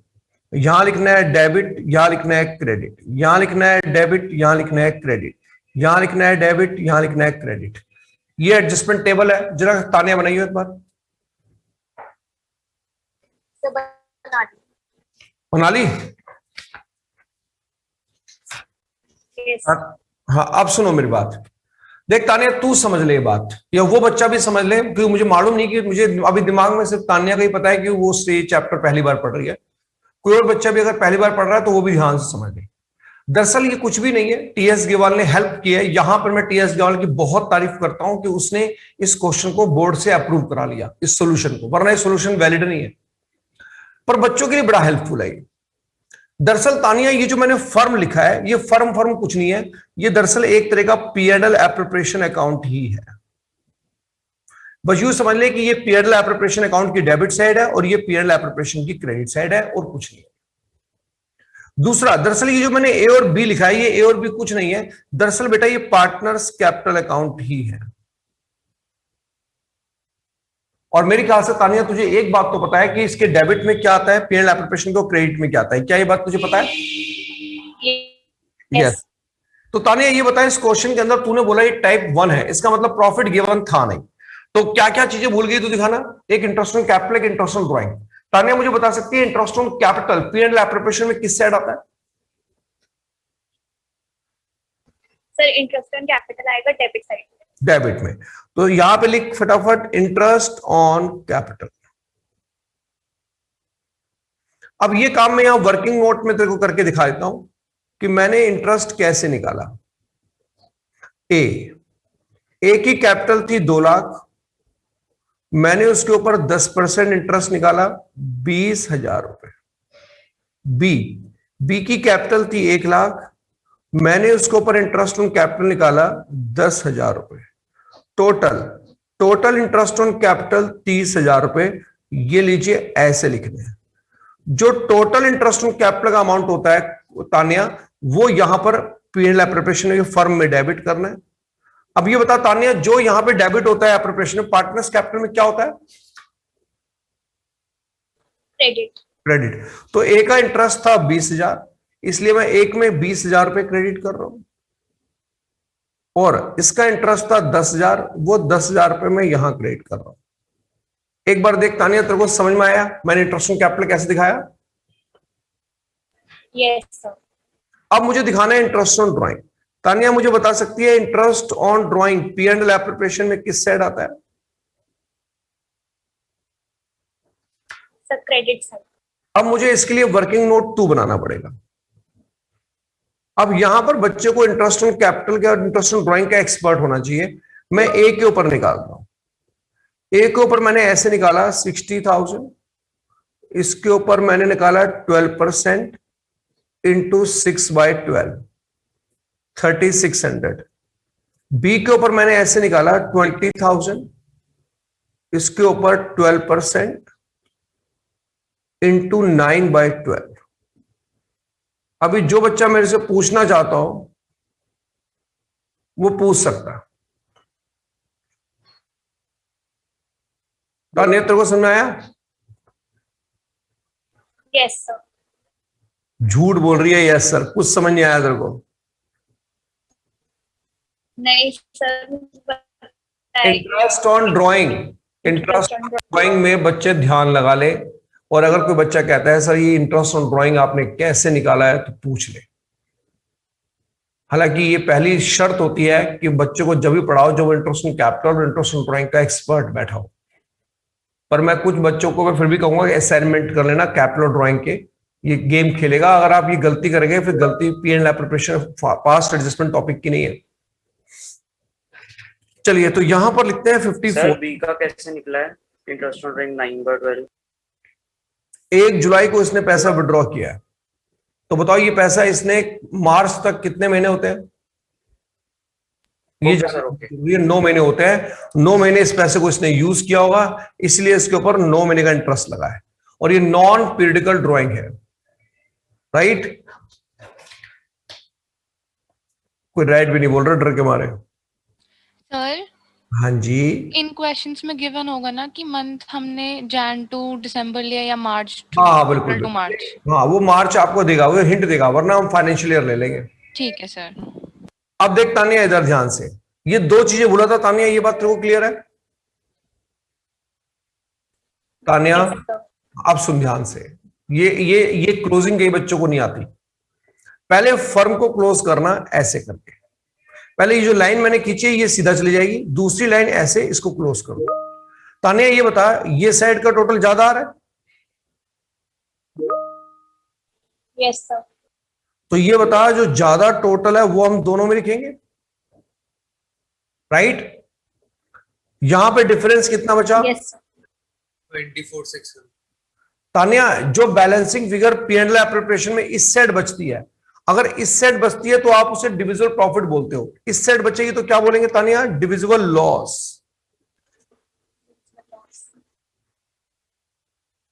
और डिविजिबल लॉस को इनकी पीएसआर में बांटेंगे और पीएसआर है 3:2। और तानिया तुझे पता है कि जो चीज यहां क्रेडिट होती है पार्टनर्स कैपिटल में डेबिट हो जाती है? Yes sir. Yes sir.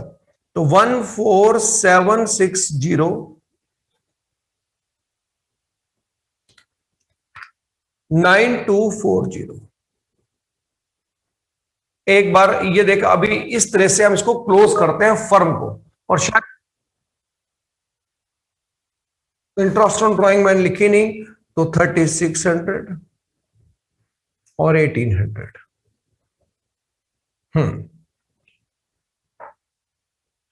अब बेटा इसके बाद आप लोग इसको क्लोज करेंगे। तानिया यहां तक एक बार कॉपी कर ले, फिर मैं बताता हूं। पहले देख ले यहां तक कोई कंफ्यूजन तो नहीं है?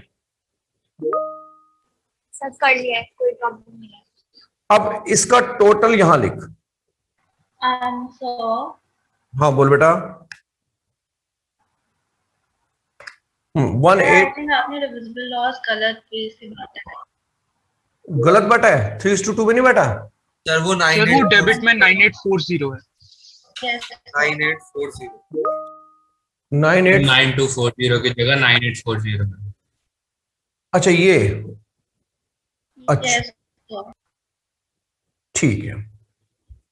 तो इधर का टोटल लिखा इधर, और इधर का टोटल लिखा इधर, फिर इधर का टोटल लिख रहे हैं 1800 11640 11600। अब इधर का टोटल लिखा इधर 640 640। yes। अब देखता नहीं इधर, जैसे लेजर क्लोज करते हैं ना, पहले इसको ऐसे क्लोज करना है। पहले समझिए, इधर का टोटल लिखा, इधर का टोटल लिखा, इधर का टोटल लिखा, इधर का टोटल लिखा, राइट? Yes sir. अब इन दोनों में से टोटल कौन सा ज्यादा है? Credit 1640। Similarly here,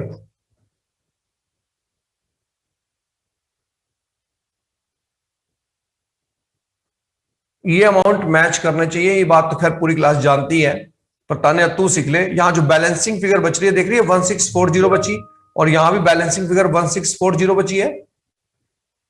yes sir. इस फिगर से ही जर्नल एंट्री करनी होती है। जर्नल एंट्री में अभी सिखाता हूं, तो एक बार पूरी टेबल देख ले कि नोटंकी क्या करनी है इस टेबल के अंदर।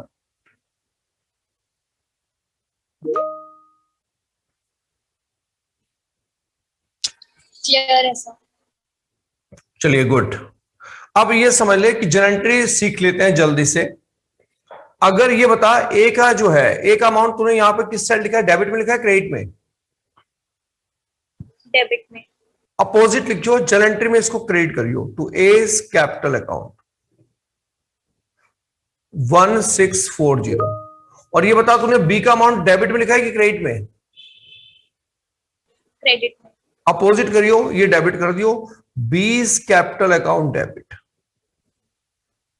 1640 being adjustment entry pass. Sir हाँ सर, ये एक तरीके से gaining partner to sacrificing partner है ना? हाँ वही है। तानिया समझ में आई? एक सिंगल एडजस्टमेंट एंट्री के अंदर एक चीज खत्म हो जाती है। Yes sir. चलिए अब हम एक काम करते हैं, असाइनमेंट पीडीएफ के क्वेश्चन देखते हैं, पास्ट एडजस्टमेंट के कुछ खास मिल जाए हमें। Excuse me sir. बोलो बेटा। सर जो आपने पहले केस 1 कराया था, उसके अंदर जो आपने इंटरेस्ट ऑन कैपिटल निकाला था एप्रोप्रिएशन वाला, वो एक बार फिर से बता दो, क्योंकि उस टाइम बहुत ज्यादा लैगिंग इश्यूज हो रहे थे। कोई बात नहीं, अभी देखते हैं बाद में। क्वेश्चन नंबर 6 निकालो बेटा एक बार। अभी देखते हैं बेटा उसको एक बार। क्वेश्चन नंबर 6 निकाल लो पीडीएफ में।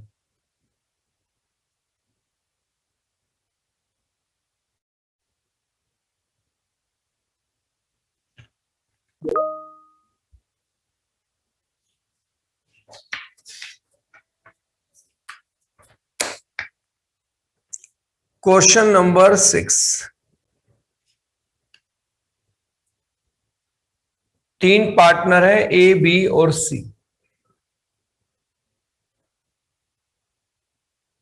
एग्जाम में समरी तुम मत बनाने लग जाना, क्योंकि इसमें टाइम वेस्ट होता है।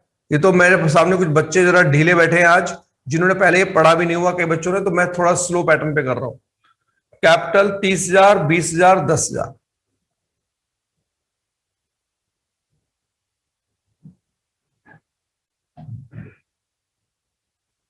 इन addition B is also interest draw salary 500 per month. Salary मांग रहा है बी, 500 रुपए पर मंथ मांग रहा है, और सी मांग रहा है कमीशन।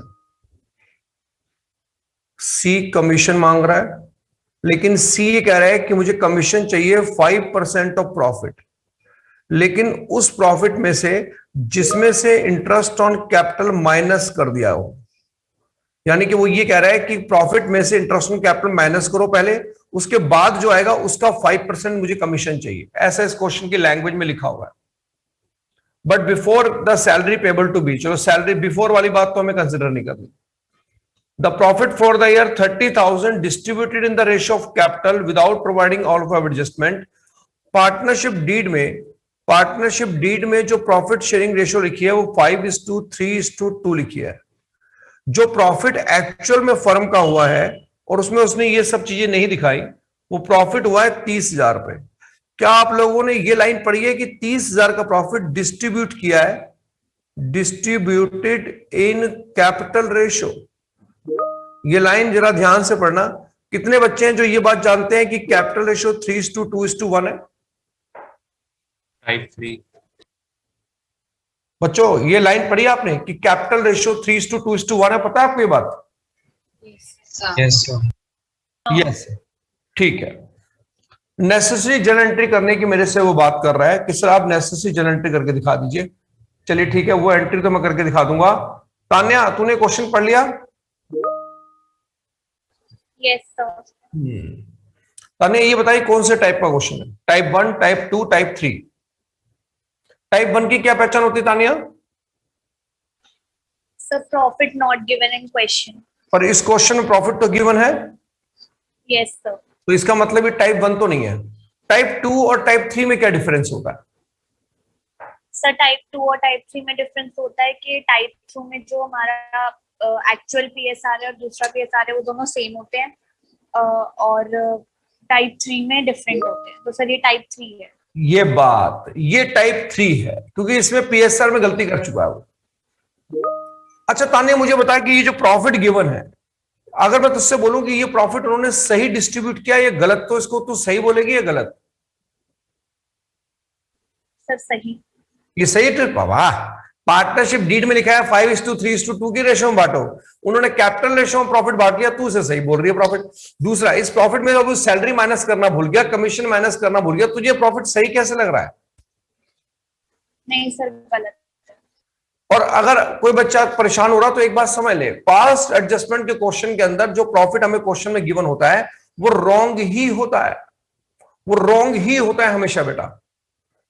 इसलिए जरा ध्यान से बनाते हैं एडजस्टमेंट टेबल। और जो बच्चा थोड़ा वीक है, ये कंफ्यूज हो रहा है समझने में, वो एक बात समझ ले, ये प्रॉफिट रॉन्ग डिविजिबल प्रॉफिट माना जाता है हमेशा। पर टेबल बनाते हैं पहले, चलो पहले बनाते हैं एडजस्टमेंट टेबल।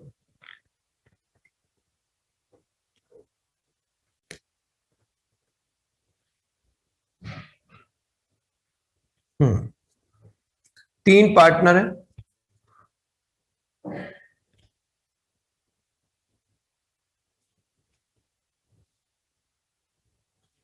एक फर्म है,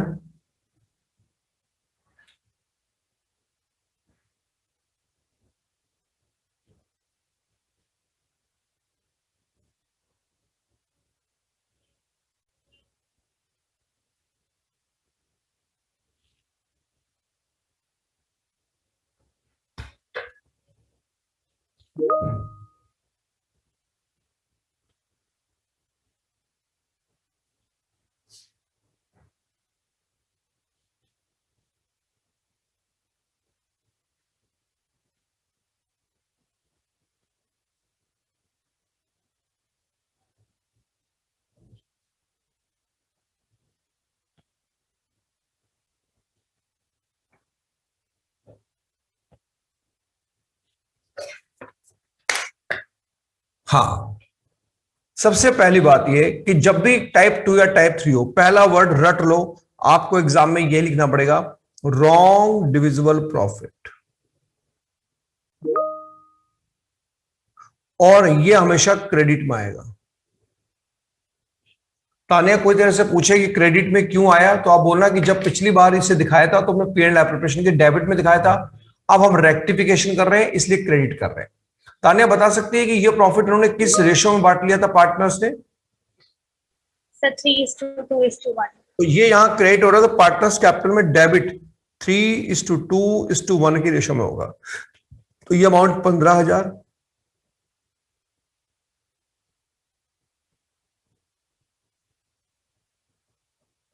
ये लीजिए।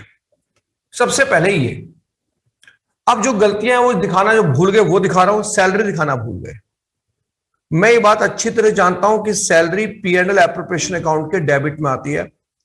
5,500 रुपये पर मंथ है तो 6,000, लेकिन ये सैलरी क्योंकि बी की है तो बी को ही कैपिटल अकाउंट में क्रेडिट होगी। सर हाँ जी सर, वीडियो बहुत ज्यादा लैग कर रही है। वीडियो बहुत ज्यादा लैग कर रही है, सबकी लैग कर रही है। नहीं सर, ठीक है। तो फिर दिवांश तेरा नेट वीक होगा, इसका मतलब अगर सबकी लैग कर रही है फिर तो मेरी तरफ से कुछ फॉल्ट हो सकता है। Third, commission. कमीशन के बारे में थोड़ा समझ लेते हैं कि वो कह रहे हैं प्रॉफिट में से पहले इंटरेस्ट ऑन कैपिटल माइनस कर लेना। अब देखो मैं क्या कर रहा हूं, वर्किंग नोट 1, मेरे पास प्रॉफिट है, प्रॉफिट में से मैं पहले इंटरेस्ट ऑन कैपिटल माइनस करूंगा, उसके बाद जो मेरे पास प्रॉफिट आएगा मैं उसके ऊपर 5% निकालूंगा, तो मेरे पास कमीशन आ जाएगी। ऐसा उसने कहा है। मेरे पास जो प्रॉफिट है वो 30,000 रुपए का प्रॉफिट है, इसमें से मैंने इंटरेस्ट ऑन कैपिटल माइनस करना है, और इंटरेस्ट ऑन कैपिटल का रेट मुझे क्वेश्चन में कितना गिवन है, 5% पर एनम गिवन है।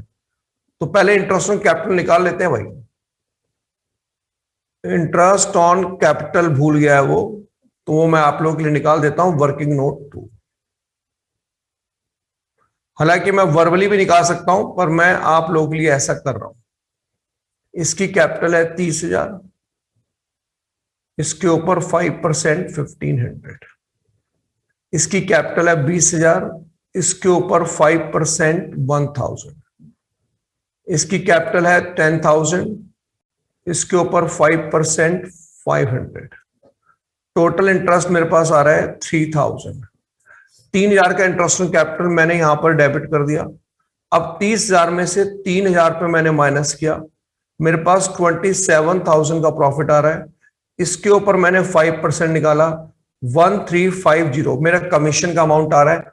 ये 1350 कमीशन मैं यहां पर डेबिट में दिखा रहा हूं, और क्योंकि ये कमीशन सिर्फ सी को मिलने वाली है तो सी के कैपिटल अकाउंट में क्रेडिट।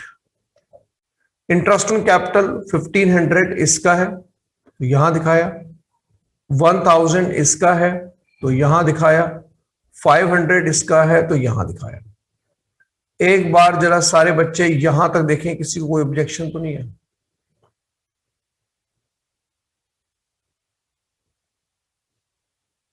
ये लीजिए,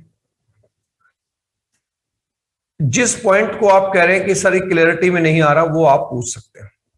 वर्किंग नोट दिखाना। वर्किंग नोट देखिए आप।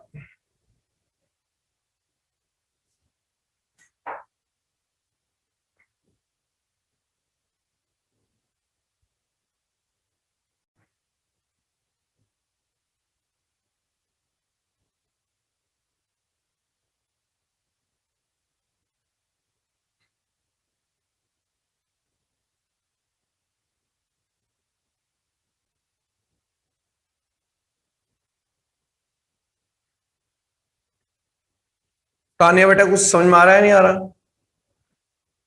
यस सर, आ रहा है। तानिया अब एक बात सुन, पहले फर्म को क्लोज करते हैं। अब इधर का टोटल ज्यादा आ रहा है तो यहां लिखा 30,000, यहां भी लिखा 30,000। अब इधर बैलेंस बच रहा है, उस बैलेंस का नाम रखेंगे राइट डिविजिबल प्रॉफिट। तो 30 में से माइनस किया 6, माइनस किया 1350, माइनस किया 3,000। ये फिगर मेरे पास आ रही है 19,650। इसका नाम रखो बेटा राइट डिविजिबल प्रॉफिट। ये सही डिविजिबल प्रॉफिट है, और ये सही रेशो में बटेगा 5:3:2। ये हमारी सही रेशो है। मैं इसको इस रेशो में डिस्ट्रीब्यूट कर रहा हूं। 9825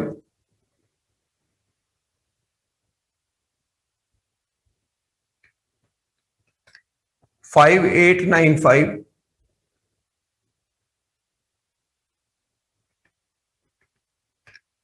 3930।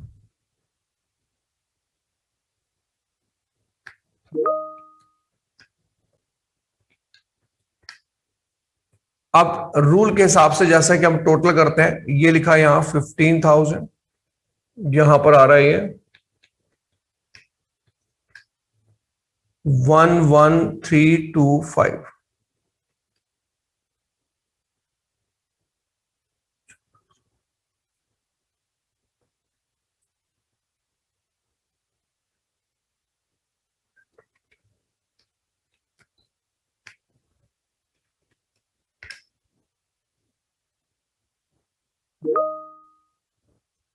एक बार जरा देखो बेटा, तानिया आप देखो, आपको कोई ऐसा पॉइंट जो आपको लग रहा हो कि सर ये कहां से आ गया, क्यों आ गया, क्या रीजन था?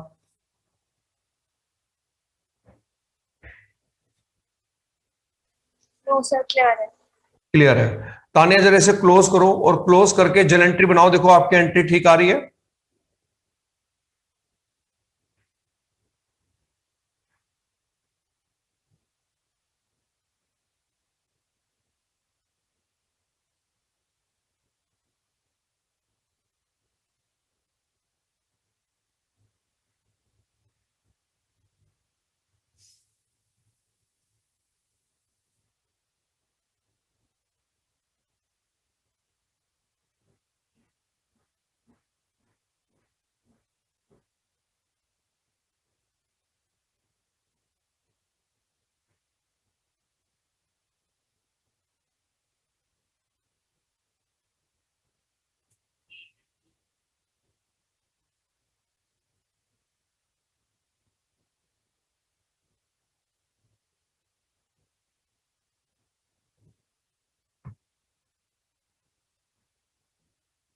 Done sir. Sir done. Done sir. Done, sir. Done sir. Good.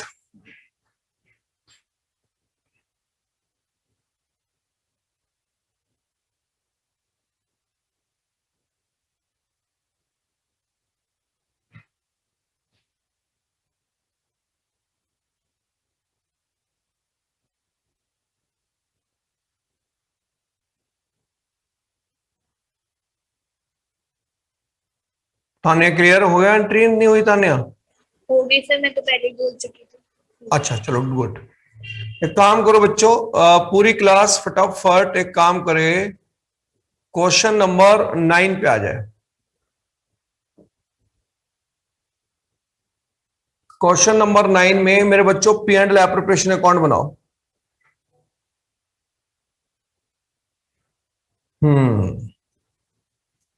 Question number 9 में गुड,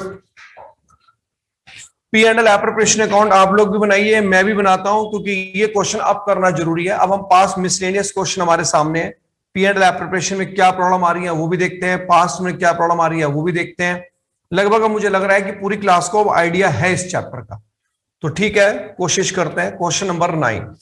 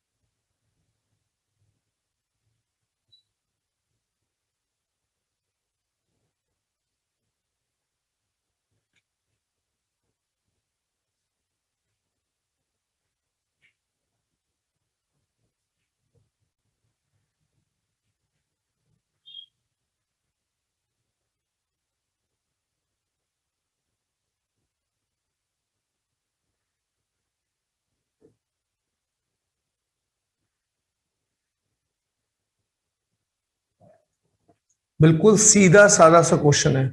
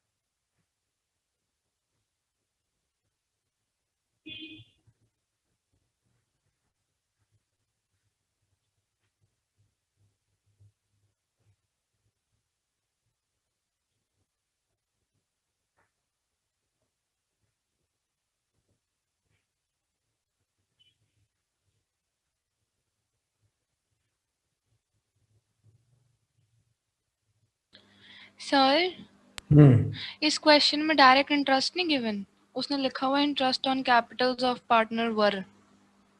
यस सर। हाँ सर 10,000 और 7,500। अच्छा, इंटरेस्ट ऑन कैपिटल गिवन है। यस सर 10,000 और 7,500। 500। Yes sir.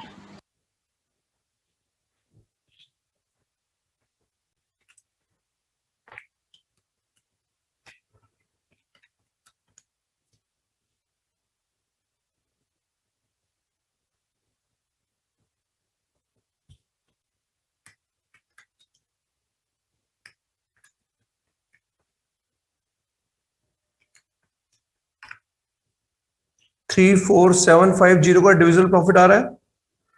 Yes sir. Yes sir.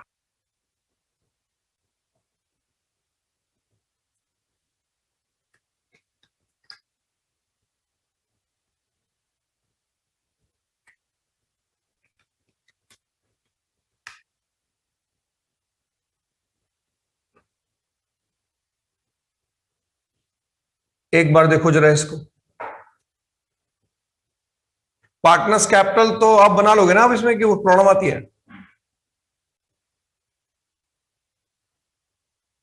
बन जाएगा सर। Very good. क्या पूरी क्लास इस क्वेश्चन को कर चुकी है? Yes sir. देखो एक इंपॉर्टेंट बात बता रहा हूं, बहुत इंपॉर्टेंट। मैं ये गारंटी दे सकता हूं कि अगर एग्जामिनर ने ये क्वेश्चन पूछ लिया तो वो ये नहीं पूछेगा, वो आपसे ये नहीं कहेगा इस क्वेश्चन में कि P&L प्रिपरेशन। हालांकि अभी कह सकता है, अभी जून में जिन बच्चों के टेस्ट हैं, हो सकता है स्कूल इंट्रोडक्टिव टेस्ट ले रहा हो, तो शायद एक रिव्यू लेने के लिए वो इस तरह के क्वेश्चन रख दे। तभी मैं कुछ मिक्सर क्वेश्चन है, तो अच्छे लेवल के भी हैं, थोड़े लो लेवल के भी हैं, हर करा रहा हूं। लेकिन अगर एग्जामिनर ने इसको वाकई टारगेट पे ले लिया, जैसे कि ऐसे क्वेश्चन को टारगेट पे ले लेता है, तो वो आपकी सारी मेहनत खराब कर देगा ये कह के कि पास जर्नल एंट्रीज। क्या आप इसमें जर्नल एंट्री करके दिखाओ, और यकीन मानिए आप सभी इसमें जर्नल एंट्री गलत करेंगे। मैं एक बार बड़ी इंपॉर्टेंट चीज पढ़ा रहा हूं, ध्यान से पहले पढ़ना, फिर उसके बाद मेरी बात मानना करना, क्योंकि आप ये चीज सीख गए तो बहुत बढ़िया है। पूरी बुक 1 के अंदर सिर्फ एक ये है जिसकी जर्नल एंट्री में मेरे बच्चों को प्रॉब्लम आती है, वरना किसी जर्नल एंट्री में उन्हें प्रॉब्लम कभी नहीं आती। लेकिन उससे पहले कुछ रिमाइंडर डालता हूं। देखो, क्या ये बच्चे जानते हैं कि ये रिवैल्यूएशन अकाउंट है? पेज कहां चला गया बोला? हाँ ग्लोरिया, ये रिवैल्यूएशन अकाउंट है, राइट बेटा? Yes sir. ग्लोरिया, यहां पर लिखा हुआ है टू बिल्डिंग, जरा इसकी जर्नल एंट्री बताइए।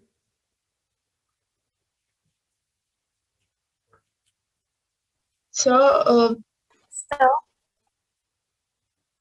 सर हाँ, अकाउंट डेबिट टू बिल्डिंग। हाँ, revaluation account debit to building. हाँ बोलो बेटा, क्या कह रहे हो आप? सर मेरा बीच में नेटवर्क लॉस्ट हो गया था, आप क्या बता रहे थे कि जनरल एंट्री पूछेंगे एग्जाम में? हाँ, इस क्वेश्चन में जनरल एंट्री पूछेंगे और जनरल एंट्री पर ही बात चल रही है। तो मैं ये कह रहा था कि रिवैल्यूएशन अकाउंट के डेबिट में टू बिल्डिंग लिखा हुआ है, तानिया इसकी जनरल एंट्री क्या होगी? Sir revaluation account debit to building account. यहां पर कैश लिखा हुआ है, इसकी जनरल एंट्री बता क्या होगी? Sir cash account debit to revaluation account. ये एस कैपिटल अकाउंट में यहां पर टू इन्वेस्टमेंट लिखा हुआ है, इसकी जनरल एंट्री बता क्या होगी? Sir S capital account debit to investment. Very good. अब पूरी क्लास को ना ये बात पता है कि जनरल एंट्री कैसे होती है, लेजर से।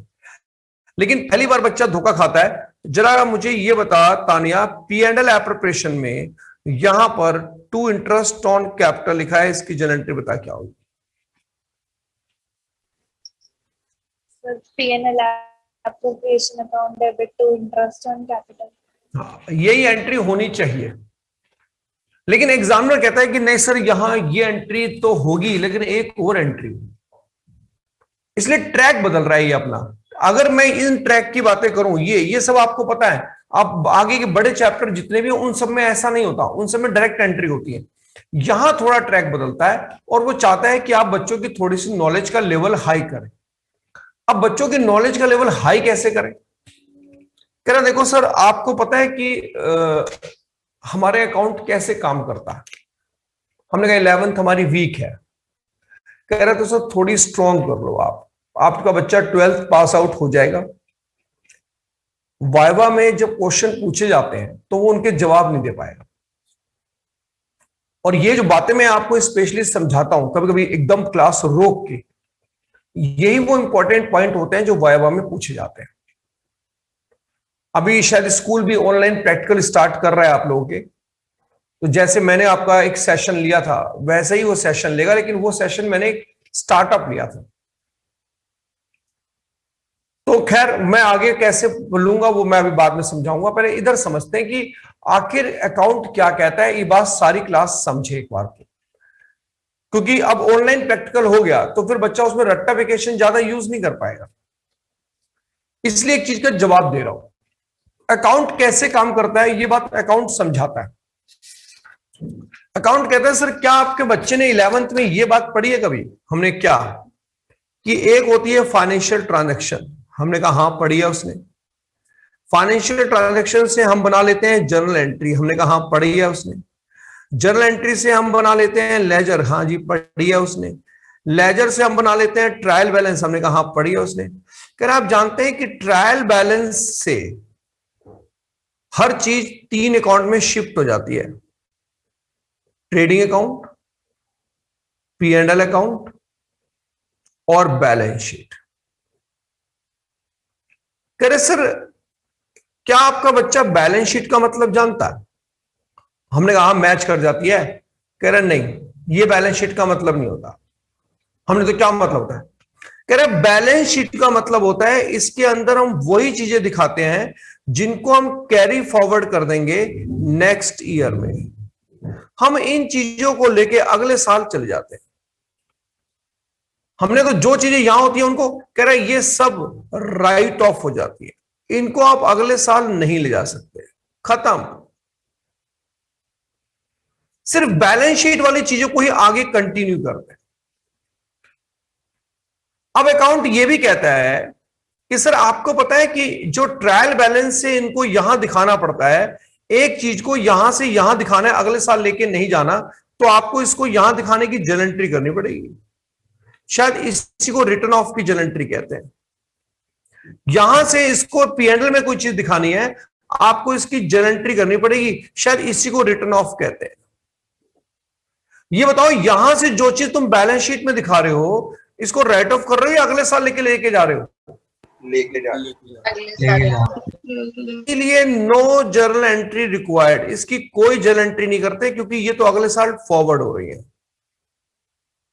तो अपने दिमाग में एक बात समझो, ध्यान से समझो कि जो फाइनेंशियल ट्रांजैक्शन होती है, हमें एक तो ट्रांजैक्शन की जर्नल एंट्री करनी पड़ती है। मैं ऐसे लिखता हूं, ट्रांजैक्शन जो होती है, एक तो ट्रांजैक्शन की जर्नल एंट्री करनी पड़ती है, और जो जर्नल एंट्री ट्रांजैक्शन की होती है, एक उसके रिटर्न ऑफ की एंट्री करनी पड़ती है।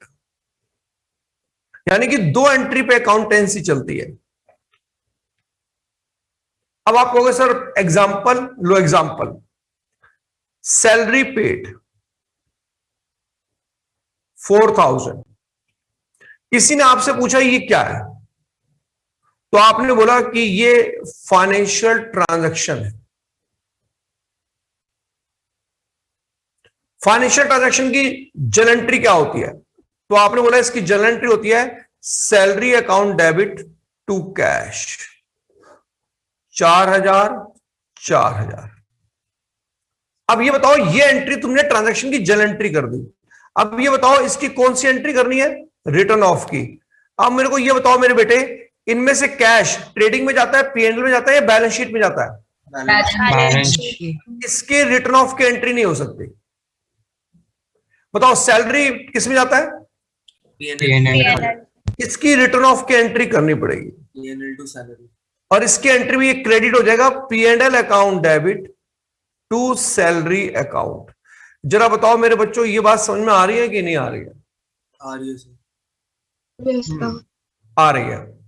अब जरा ध्यान से समझना, इंटरेस्ट ऑन कैपिटल